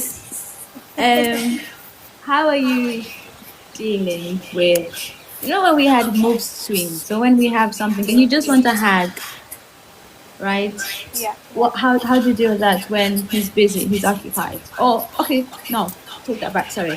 For example, he gave an example of when something happened and in his eyes, he dealt with it well. In your eyes now, do you feel like you were seen? Oh, I must say, and it might sound, some people be like, "Oh, that's crazy," but I've never been in a position where I have felt that I'm not seen. One thing that I am very good at is regulating my emotions. So the emotional intelligence is definitely there. Yes, I do know that there are crises that we cannot put on the back burner at the time, and I absolutely need the hug. But I also make it a point to understand why I cannot get the hug at that moment. Doesn't mean I'll never get it. It just means it won't come in that moment. So it really is like, that's what I'm saying about the organizational hygiene and the being considerate, right? You need to understand in the position that you are in and kind of build your emotions to make it easy on yourself too. I'm also not available all the time. you know. And there are times where he needs me to be available, but I'm just not there. But he also understands, okay, not at this time, but there is going to come a time where we will sit together and we will completely unpack it and make sure that we are all okay. So, no, I've never had like mood swings that are like, oh no, this is so bad. No, Okay. we deal with that quite well. Yeah. Okay, thank you so much. Oh my You're God. welcome. Okay, I have. Sorry. I'm gonna go after this one. Please. How do you deal with if the other person, your other partner, the one that's not her, or even her herself, if she's like, okay, well, you've got multiple people. I feel like to have some people. You're saying what? So having other people. So we have other people because you have other people. Yes. Oh no. So I answered it earlier, and I've prayed sorry, about I it. just I don't. came. Yeah, I don't have any problems with polyandry. I think it's a practice that happens in Africa, and it's okay. But for this home, it wasn't approved. It's okay as a practice, but for this home, it wasn't approved. No. I even asked myself, okay, do I need to, be a second husband somewhere? And my people said, no. Though there's nothing wrong with it. And I'm saying this out loud so that people can understand, guys. There's nothing wrong with the practice.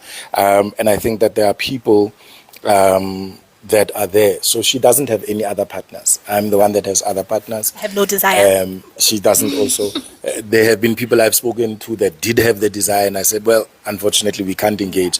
Not because I'm patriarchal and dodgy, but because this home doesn't require that, right? But brother, you know, back in the day, I'm gonna go because I've taken so much space. But you know, back in the day, I got told this by my Shona teacher. As you can tell, I'm in English, unfortunately, but I'm Zimbabwean. And the teacher was telling me that back in the day, the granddad would go to Harare, go to work, and then on their way back with their bikes, they would honk their horns really loudly so that their wives at home would signify to their concubines that were in the house, the men, that, hey, I'm coming back. Exactly. Correct. No, let's not lie, guys. There are certain, in the isiZulu, there's a term called, I think, Ishende, which was a term for a boyfriend of a married woman. There are terms like that exist, right? That's the first thing. The second thing is, so when we speak about covenantal relationships, and this is a real side detour, but if we were living in a particular area, and I said, and I'm married like we are now, and I am married to Mapula. Being married to Mapula, if I then go and say, no, I'm going to go to the US for 2 years, and I'm going to come back after 2 years. And if I say to her, which has been done by a lot of people, which is just stuff that people don't ask about, but I then go say to her, there is a brother friend of mine that is going to look after you. And he is a friend that we know, he's a friend that is good, and he's going to look after you.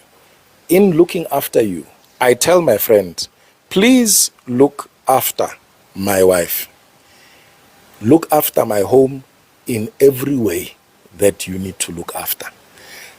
And then I also tell my friend, and this is something that was done back in the day, Ukuti, because you are looking after, we will introduce you, we will tell the elders that you are looking after. Whatever children that come out of your looking after are mine. Yeah. They're not yours. Okay. They're mine. So even if the wife had a person on the side, if she falls pregnant, that's my child. Yeah. And this is something that a lot of... We have the same culture, yes. Yes. Meaning that the child is of the home, yes. Yes. But a lot of people don't like to practice that, particularly because, how dare you went out on me, blah, blah, blah, blah. But that is just potentially something for another day. But it's a practice that is there. I don't know whether I will have to experience that. I hope not. But any child that comes out light in complexion with a small nose, you see my nose is very big, and now the child is light in complexion with small ears, I must accept that child is mine. Okay.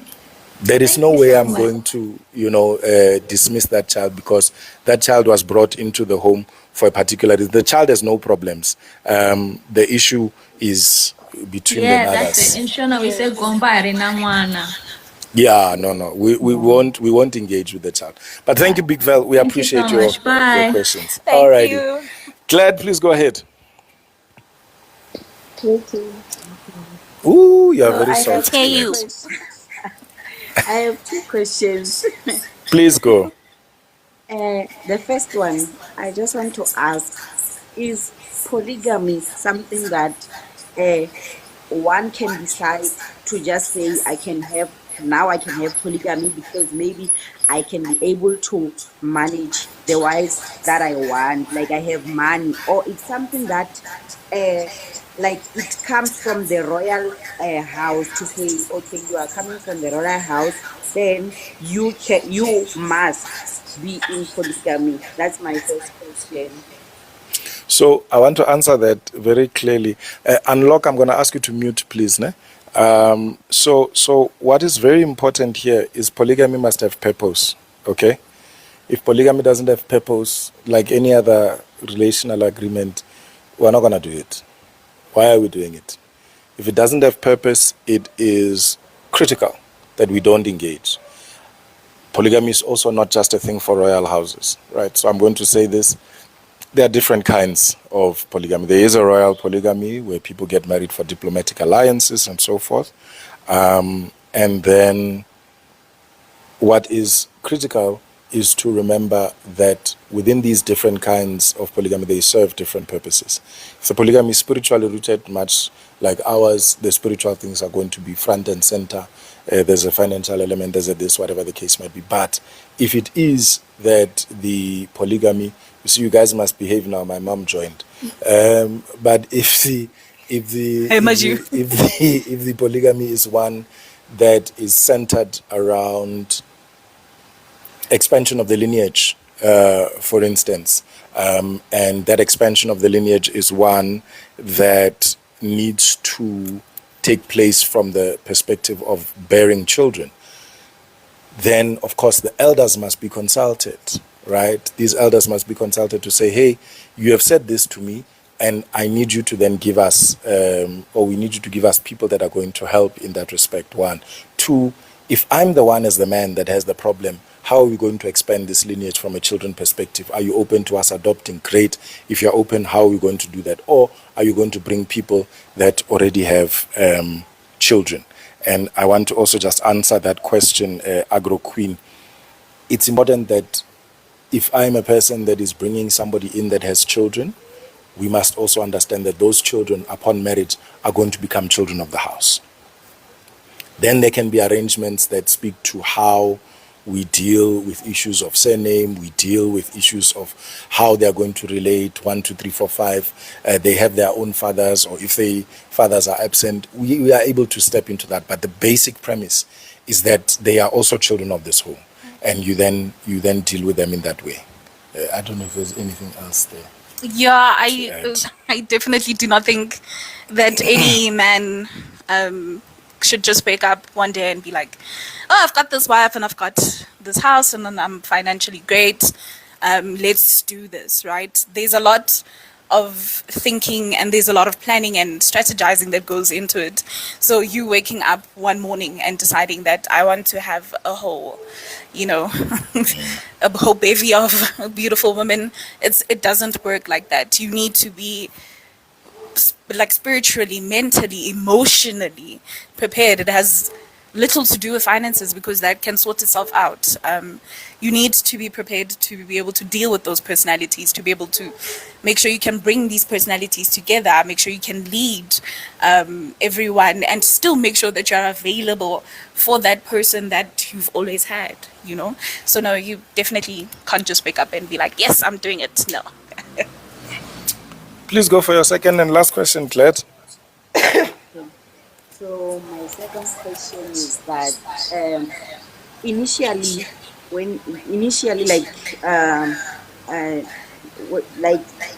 like at the beginning when you introduce polygamy, do you also discuss factors like how many wives are going to be to be in the relationship, or the wives they just hear with the men along the way to say, now I need to add or something like that, and what is the purpose of polygamy? Thank you. Okay, thank you so much. I'm going to just let two more people in here, and let's see. And then I think we will. You can then just come down. I'm gonna answer your question. I promise. Can we just mute? Can you mute SP? Yeah, SP, can you mute there? Thanks. So what's important here is that you cannot get into a space of polygamy without the purpose, and unfortunately, there are public things. I need you to mute, please, when you come up. That's important. Can you please mute Melanie? Yeah. So there's a public version that I can share around the purpose, which is really that we're a home of healing and teaching, or education and health. And those are things that are very important to us. But then there are private things that I unfortunately cannot share about the purpose of the polygamy, but they exist. She knows. There's a whole presentation. There are files, documents. There's different rationales. Like my mom has had the presentation. My dad has had it with. There's a presentation, guys. Like I'm a guy that writes things down. So there's a presentation. It's an actual PowerPoint. Like it gets refreshed and we check in on. So it's very there. It's organized. And then in terms of the number of wives, again, that's a family thing. Because, I can tell you that there may be space and it's wonderful. And then there's a flurry to my inbox, and then you find that there are certain criteria that, are a bit hectic. But at the same time, you also then realize that you've got to be able to, what's the word? Discern, yes. Discern what it is that you share. I've also been, I've had to be reprimanded, even by Mapula, to say, you can't be sharing some of these things with other people, primarily because they're going to really take it out, and they're not necessarily committed. So wait for certain things before you share them, and these are things that we are learning, right? So it's important that is there. So the purpose is there, the number of wives is there, it's discussed and everything. I'm glad we answered the jealousy question. Charlene, it is purposeful. Is romantic love involved? Absolutely. Absolutely. There is no way we're going to engage in all of this without. Also, just to get in there, I think one thing that you must know about us is that we actually like each other. Like, we genuinely like each other, not just in love with each other. So we are able to, this is how we are able to navigate a lot of the things, right? Because there are people who are married, but you can't stand the person being in the room with you at the same time as you are, or you have these little niggly things that you want to nitpick and you want to always point out. That's not the case. Romantic love absolutely has to be there. It also assists you in making sure you build your own relationship apart, like aside from the group work. Yeah. Please. And the romantic relationship is there with her and with the other people as well. And I think what is very interesting is also that you need to develop that relationship as well.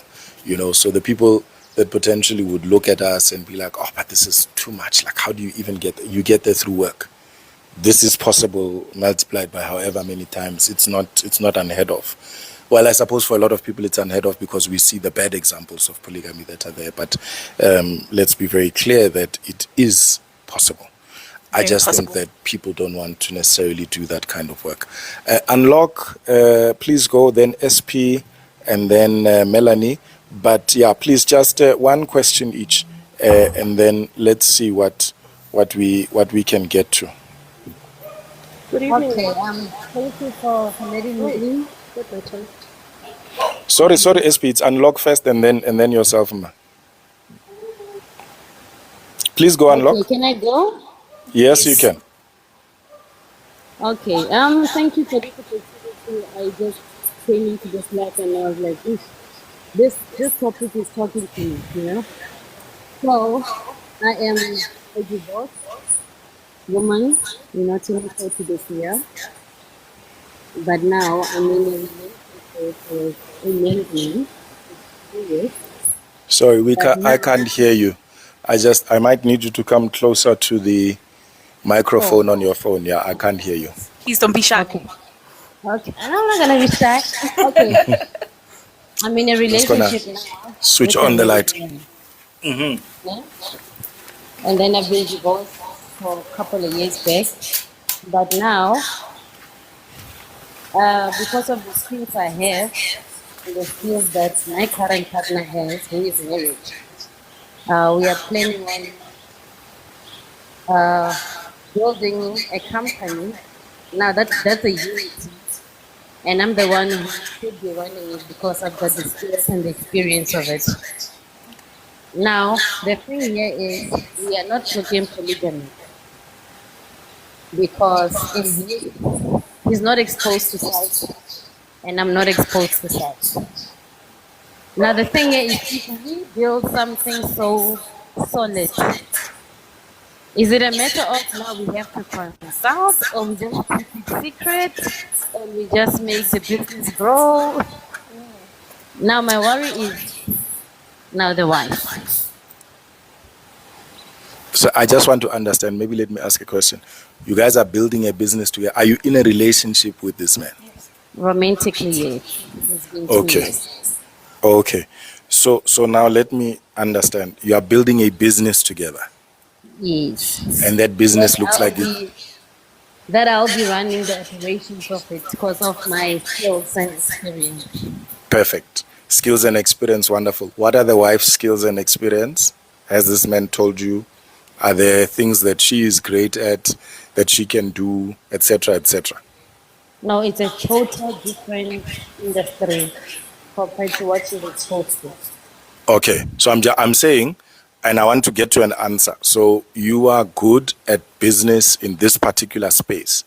The man and his wife, what is she good at? Do you know that?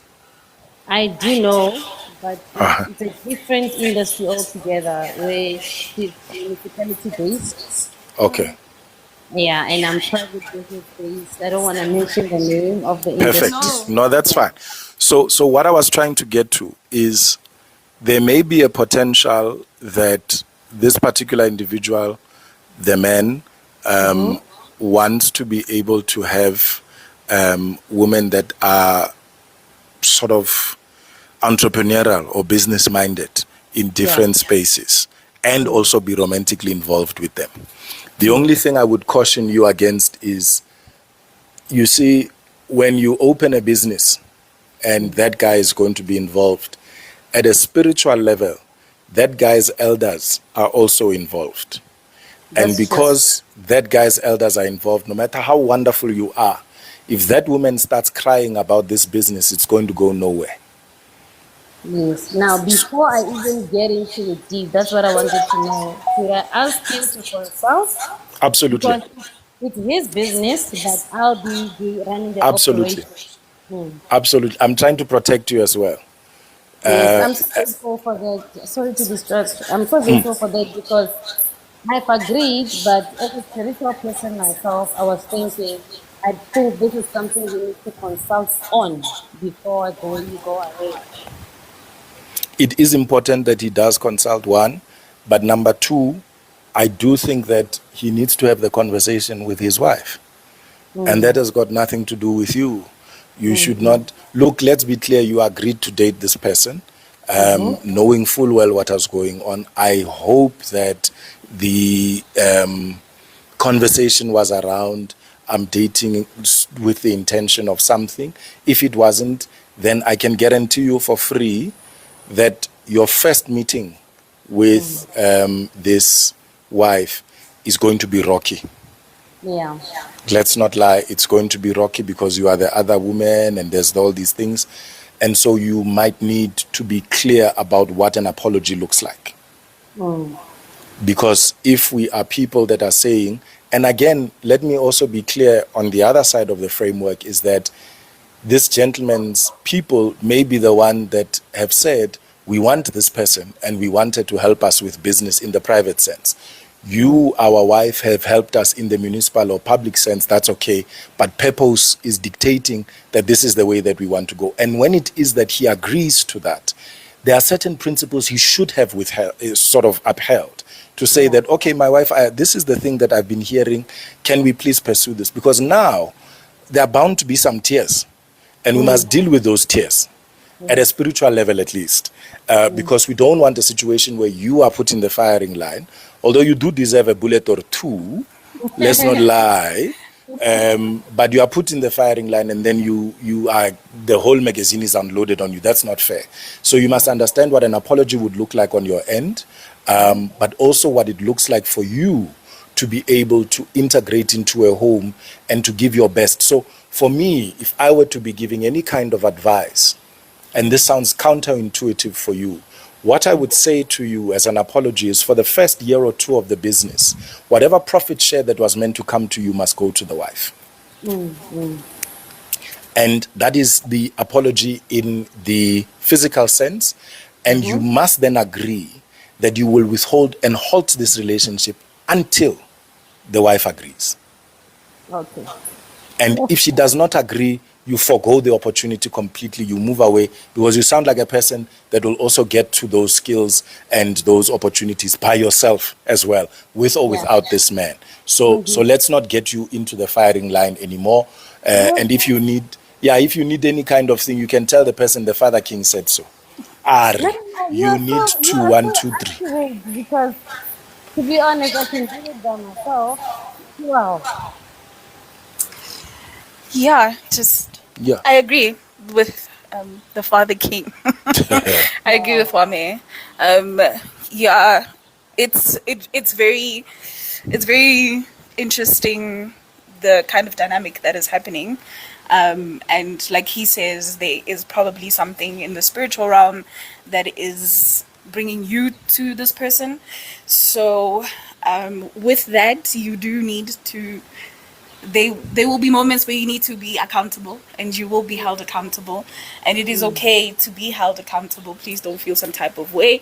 Accountability, like he said, cannot be offloaded just with you, because the dude also knew what he was doing and what he is continuing to do.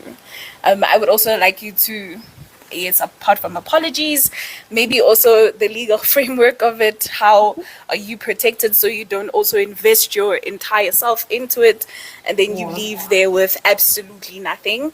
So yeah, I mean, using your skills and your expertise to grow this and do that. So make sure you are also protected as a part of it, but definitely be willing to take accountability. Absolutely.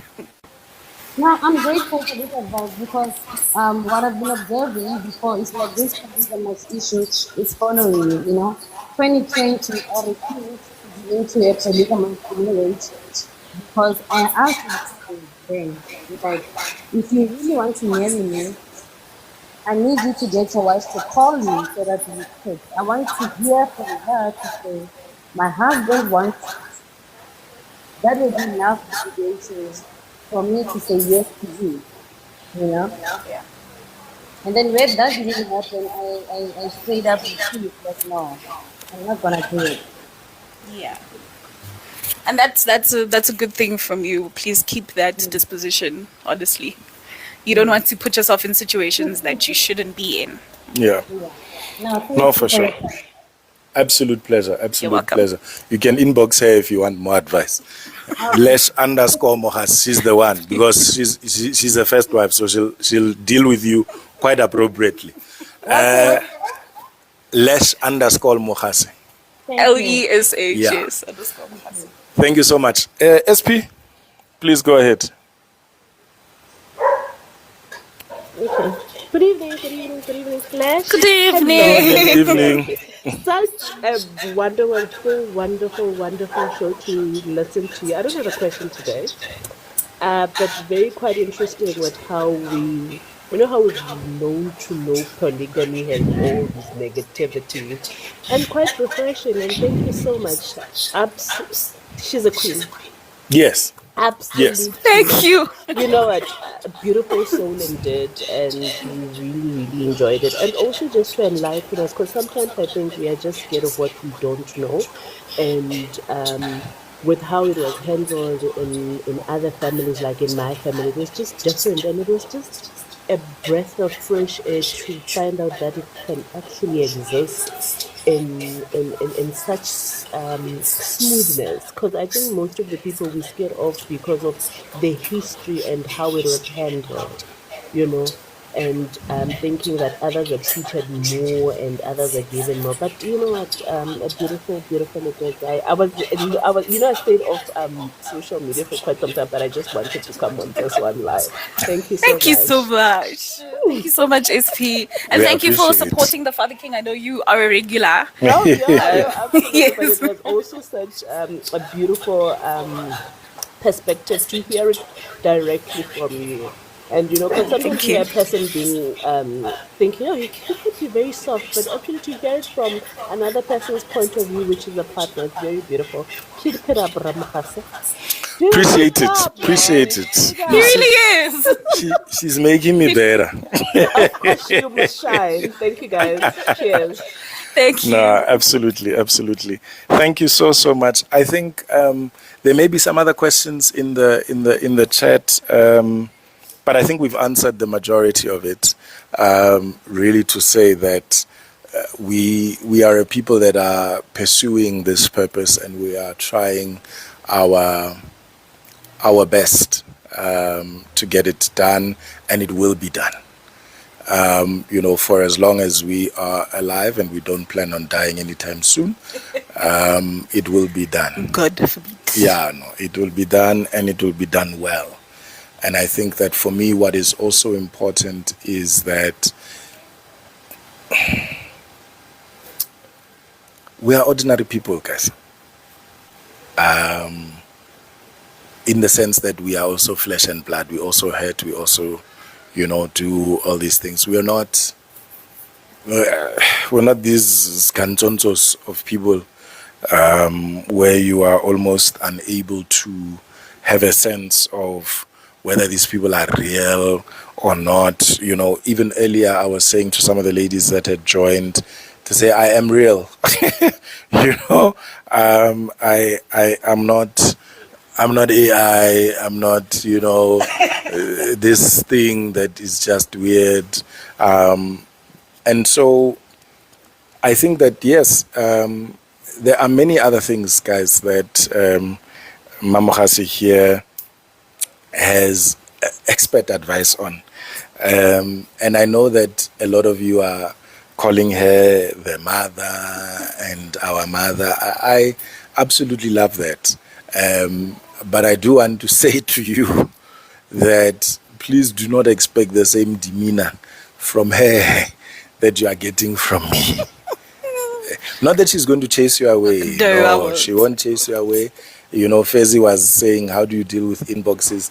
There are people that will inbox, not necessarily from a love perspective, just, relaying their issues. And I've got to take some time. I've got to take some time and to sit and understand, am I really in the space to deal with this? And if I am, absolutely, I will respond.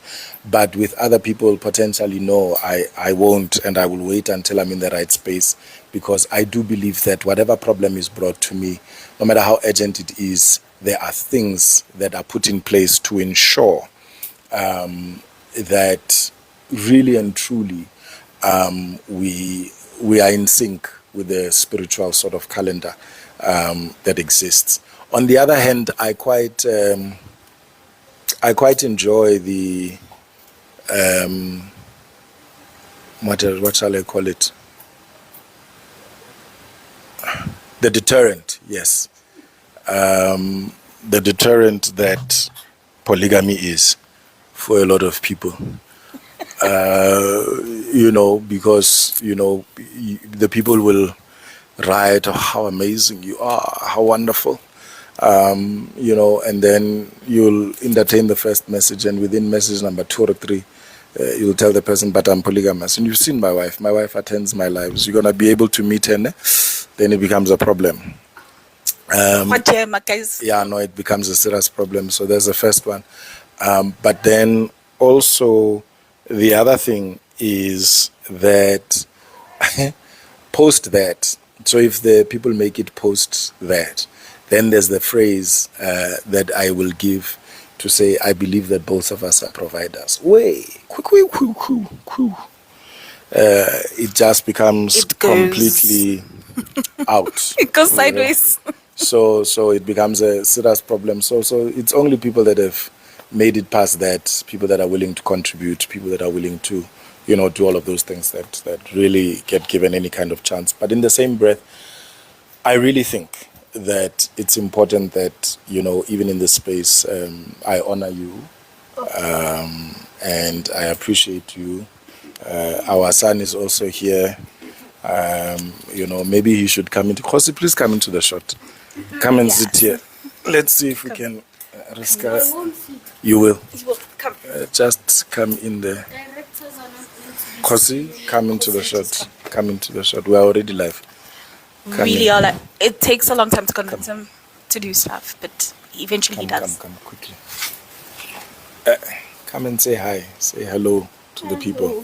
Thank you. So we can see everybody's. Come in. Yay, Batong. How? This was lovely.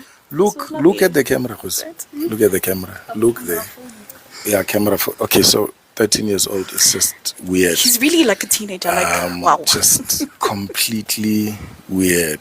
You see, everyone is saying hi. Hi, Khosi. People saying it's wonderful. Oh, it's wonderful. But why smile. Smile. Show them your beautiful smile. Yes, you can read. You see, Ufana no Mamaki. Yes. You see, there you go. People are saying hi. But in any case, guys, these are the people that are holding me together and making sure that I am sane at the end of the day. And holding him accountable all the time. Yes. Absolutely. So it's quite important that I absolutely do honor these people. And I absolutely do say that they are fantastic. Of course, there are other people, there are parents, there are uncles, there are the other partners that have been on the live. We see you, we say hello. Hi. And it's important that we also, just honor their own privacy and their own space. So it's important that we recognize them and we see them and we support them and we love them very much. What's also critical, guys, is that unfortunately or fortunately, some of us are going to be the ones that might need to take some of the bullets. We'll need to take some of the critique, some of the issues. Muleboeng says directors are never there.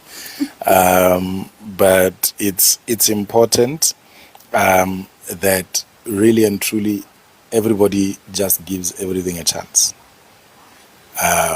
I am not necessarily going to be a cup of tea. I'm not going to, make sure that I now have a call to wife and give an address and everyone must come to my gate. No. If polygamy is not for you, it's not for you. That's fine. If African spirituality and what I'm saying is not for you, it's not for us, then it's fine. People say we look like triplets. I absolutely adore that. Absolutely. Thank you. So, guys, I think from our family to your family, we fight. Ne? Please, he is 13, turning 14. You can imagine. He's grade 80. It's a lot. But also, we are a family that is dedicated to purpose. Completely dedicated to purpose. And the people that we have around us are also dedicated to purpose, and we're going to move with them and we're going to be able to do the stuff that we need to do. So please, I urge you to look after yourselves. I urge you to look after yourselves. This is the firstborn of the home. And last born. King. No. He always says that. Always The says people that. can't even hear you. But he is the firstborn of the home. And last born. The other partners have children as well. So, see, family eninzi nje.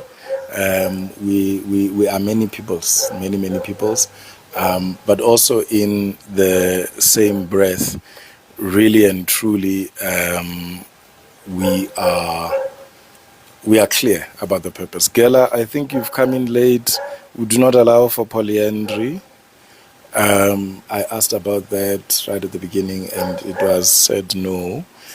But there are other spaces where it is allowed. You see now, because I can't see the questions. There we go. So that's the case. It's not from a place of oppression. I always say this. It's just not going to work for this family. But for other families, it does work. In fact, there have been a few people that have advised to say, please, when you can handle more than one man, make sure you go. It's not the case for me. Yeah, Please, so no. it's not like there's a problem. Also, one of the things that I really wanted to showcase is that, and there's nothing wrong with the way that people go and do it. Polygamy is also not a rural thing. We are in suburban South Africa. We are both people that have come to this place, and we understand what is going on, and we understand the purpose, and so we're not trying to change everybody's minds. We're just living our life. What are the Living our healthy? truth. Yeah. What are the healthy boundaries? That's a question that was asked.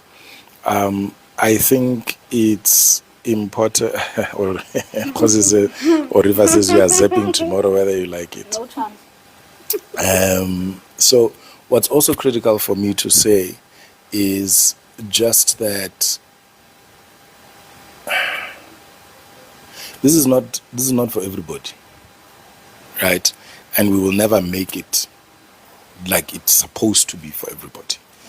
And one thing that I will vehemently defend at all times is when people come at us sideways for the choices that we have made.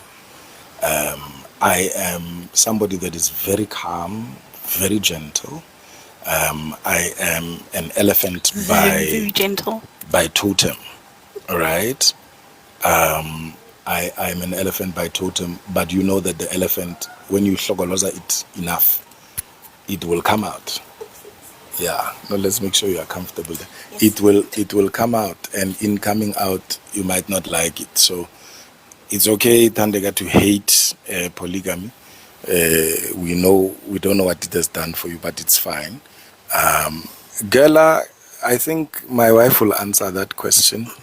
Uguti, what are the benefits of having more than one wife? How to ensure that your wives feel enough? All of the women that are around feel more than enough, because they serve particular roles within the home.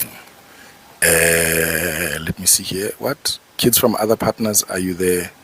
Biological? Okay. I think this is. So are you? Your biological? Does he have biological children? Maybe. No. Is that what there's? No. And it's a beautiful miracle that we look. Yes, that we look alive. So what was that? Does this mean you are polygamous? Nkamo Aisha, you've joined late. Yes, indeed.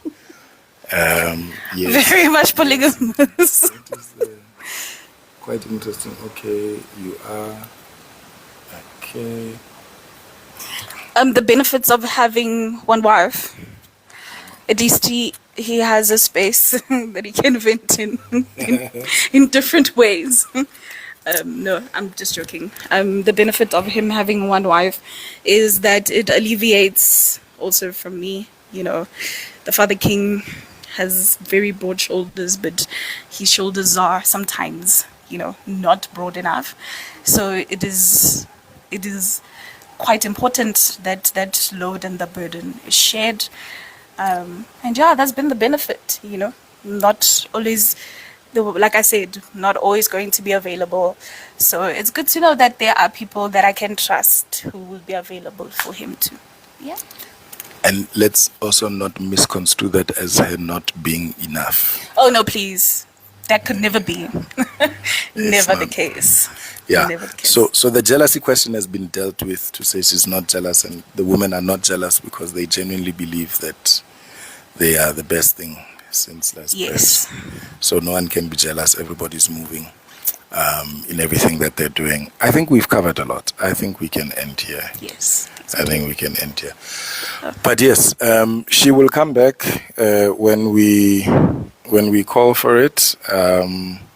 But yeah, I hope that you guys have really benefited from the session. I appreciate your gifts. I appreciate everything and the stuff that you have contributed. Yeah, the questions are repeating now. I think we have We've done covered all of that. Yeah. All right. Alrighty. So that's cool. So thank you so much. Yeah, I'm going to definitely see you guys tomorrow with a video bright and early. But yes, I am so much more than just a man who has multiple partners. Okay, polygamy is just a part of who I am. There are many other things. So the people that let me see here. The people that will then get so touched around the polygamy as kiss guys. So sorry. It is what it is, and we are unashamed. We are unashamed. Were there partners that she didn't like? Yes. Yeah, so I mean, remember, we are all human beings. We all know we are not going to be everyone's cup of tea. However, like I said in the beginning, I am fair. I give grace. Definitely not going to write you off just because the initial dislike is there. But yeah, it actually doesn't even end in dislike. It always ends in a lovely kumbaya. So yeah, there are people, just like there are people who don't like you. You know, it happens. It really does. We're human beings. this is true. Melanie, no, it's got very little to do with favoritism, but more to do with protocol, right? So you will meet the people that are married into the home. They are partners. We have spoken to you about the partners. It is a protocol that this home observes, and that's it. Yes, has nothing to do with favoritism. We are absolutely, like, when we say structured, There's principled, order. there's definitely order here. We do not. Yeah, because we're going to go want and show any you chaos. everybody, and then they leave tomorrow. Then you're going to Yes. call me a problem Yeah. and no. say that he moves too much, and then my relationship must be governed by you guys. So, no. So we love you very much, and we're glad that you guys have been here, and that you guys are able to engage with us in this way. Please, I beg you. I'm very nice. I'm very, very nice. He really genuinely is. I don't want to pray against you because you are terrorizing my wife. Do not terrorize my wife. She didn't sign up for some of these things that are going on. She woke up one day and I had 256,000 followers and all sorts of things. So it's okay. I invite you to please engage with her with all of the respect in the world. I must say this. Respectfully, please. We're not here to be mean or anything of the sort. But if you come sideways, we will come sideways. And it's important that we... Hi, Melanie. Yeah. So we're going to... Thank you, Gela. We're going to... I think I'll take this because it was shot in landscape, and I'll go and try and put it on YouTube. Yeah. I think I'll put it on YouTube for everybody. Yeah. So I had my own Nandi Matita moment, except I'm not El Tido. Goodbye, everybody. Have a great time. Enjoy yourselves, and good night.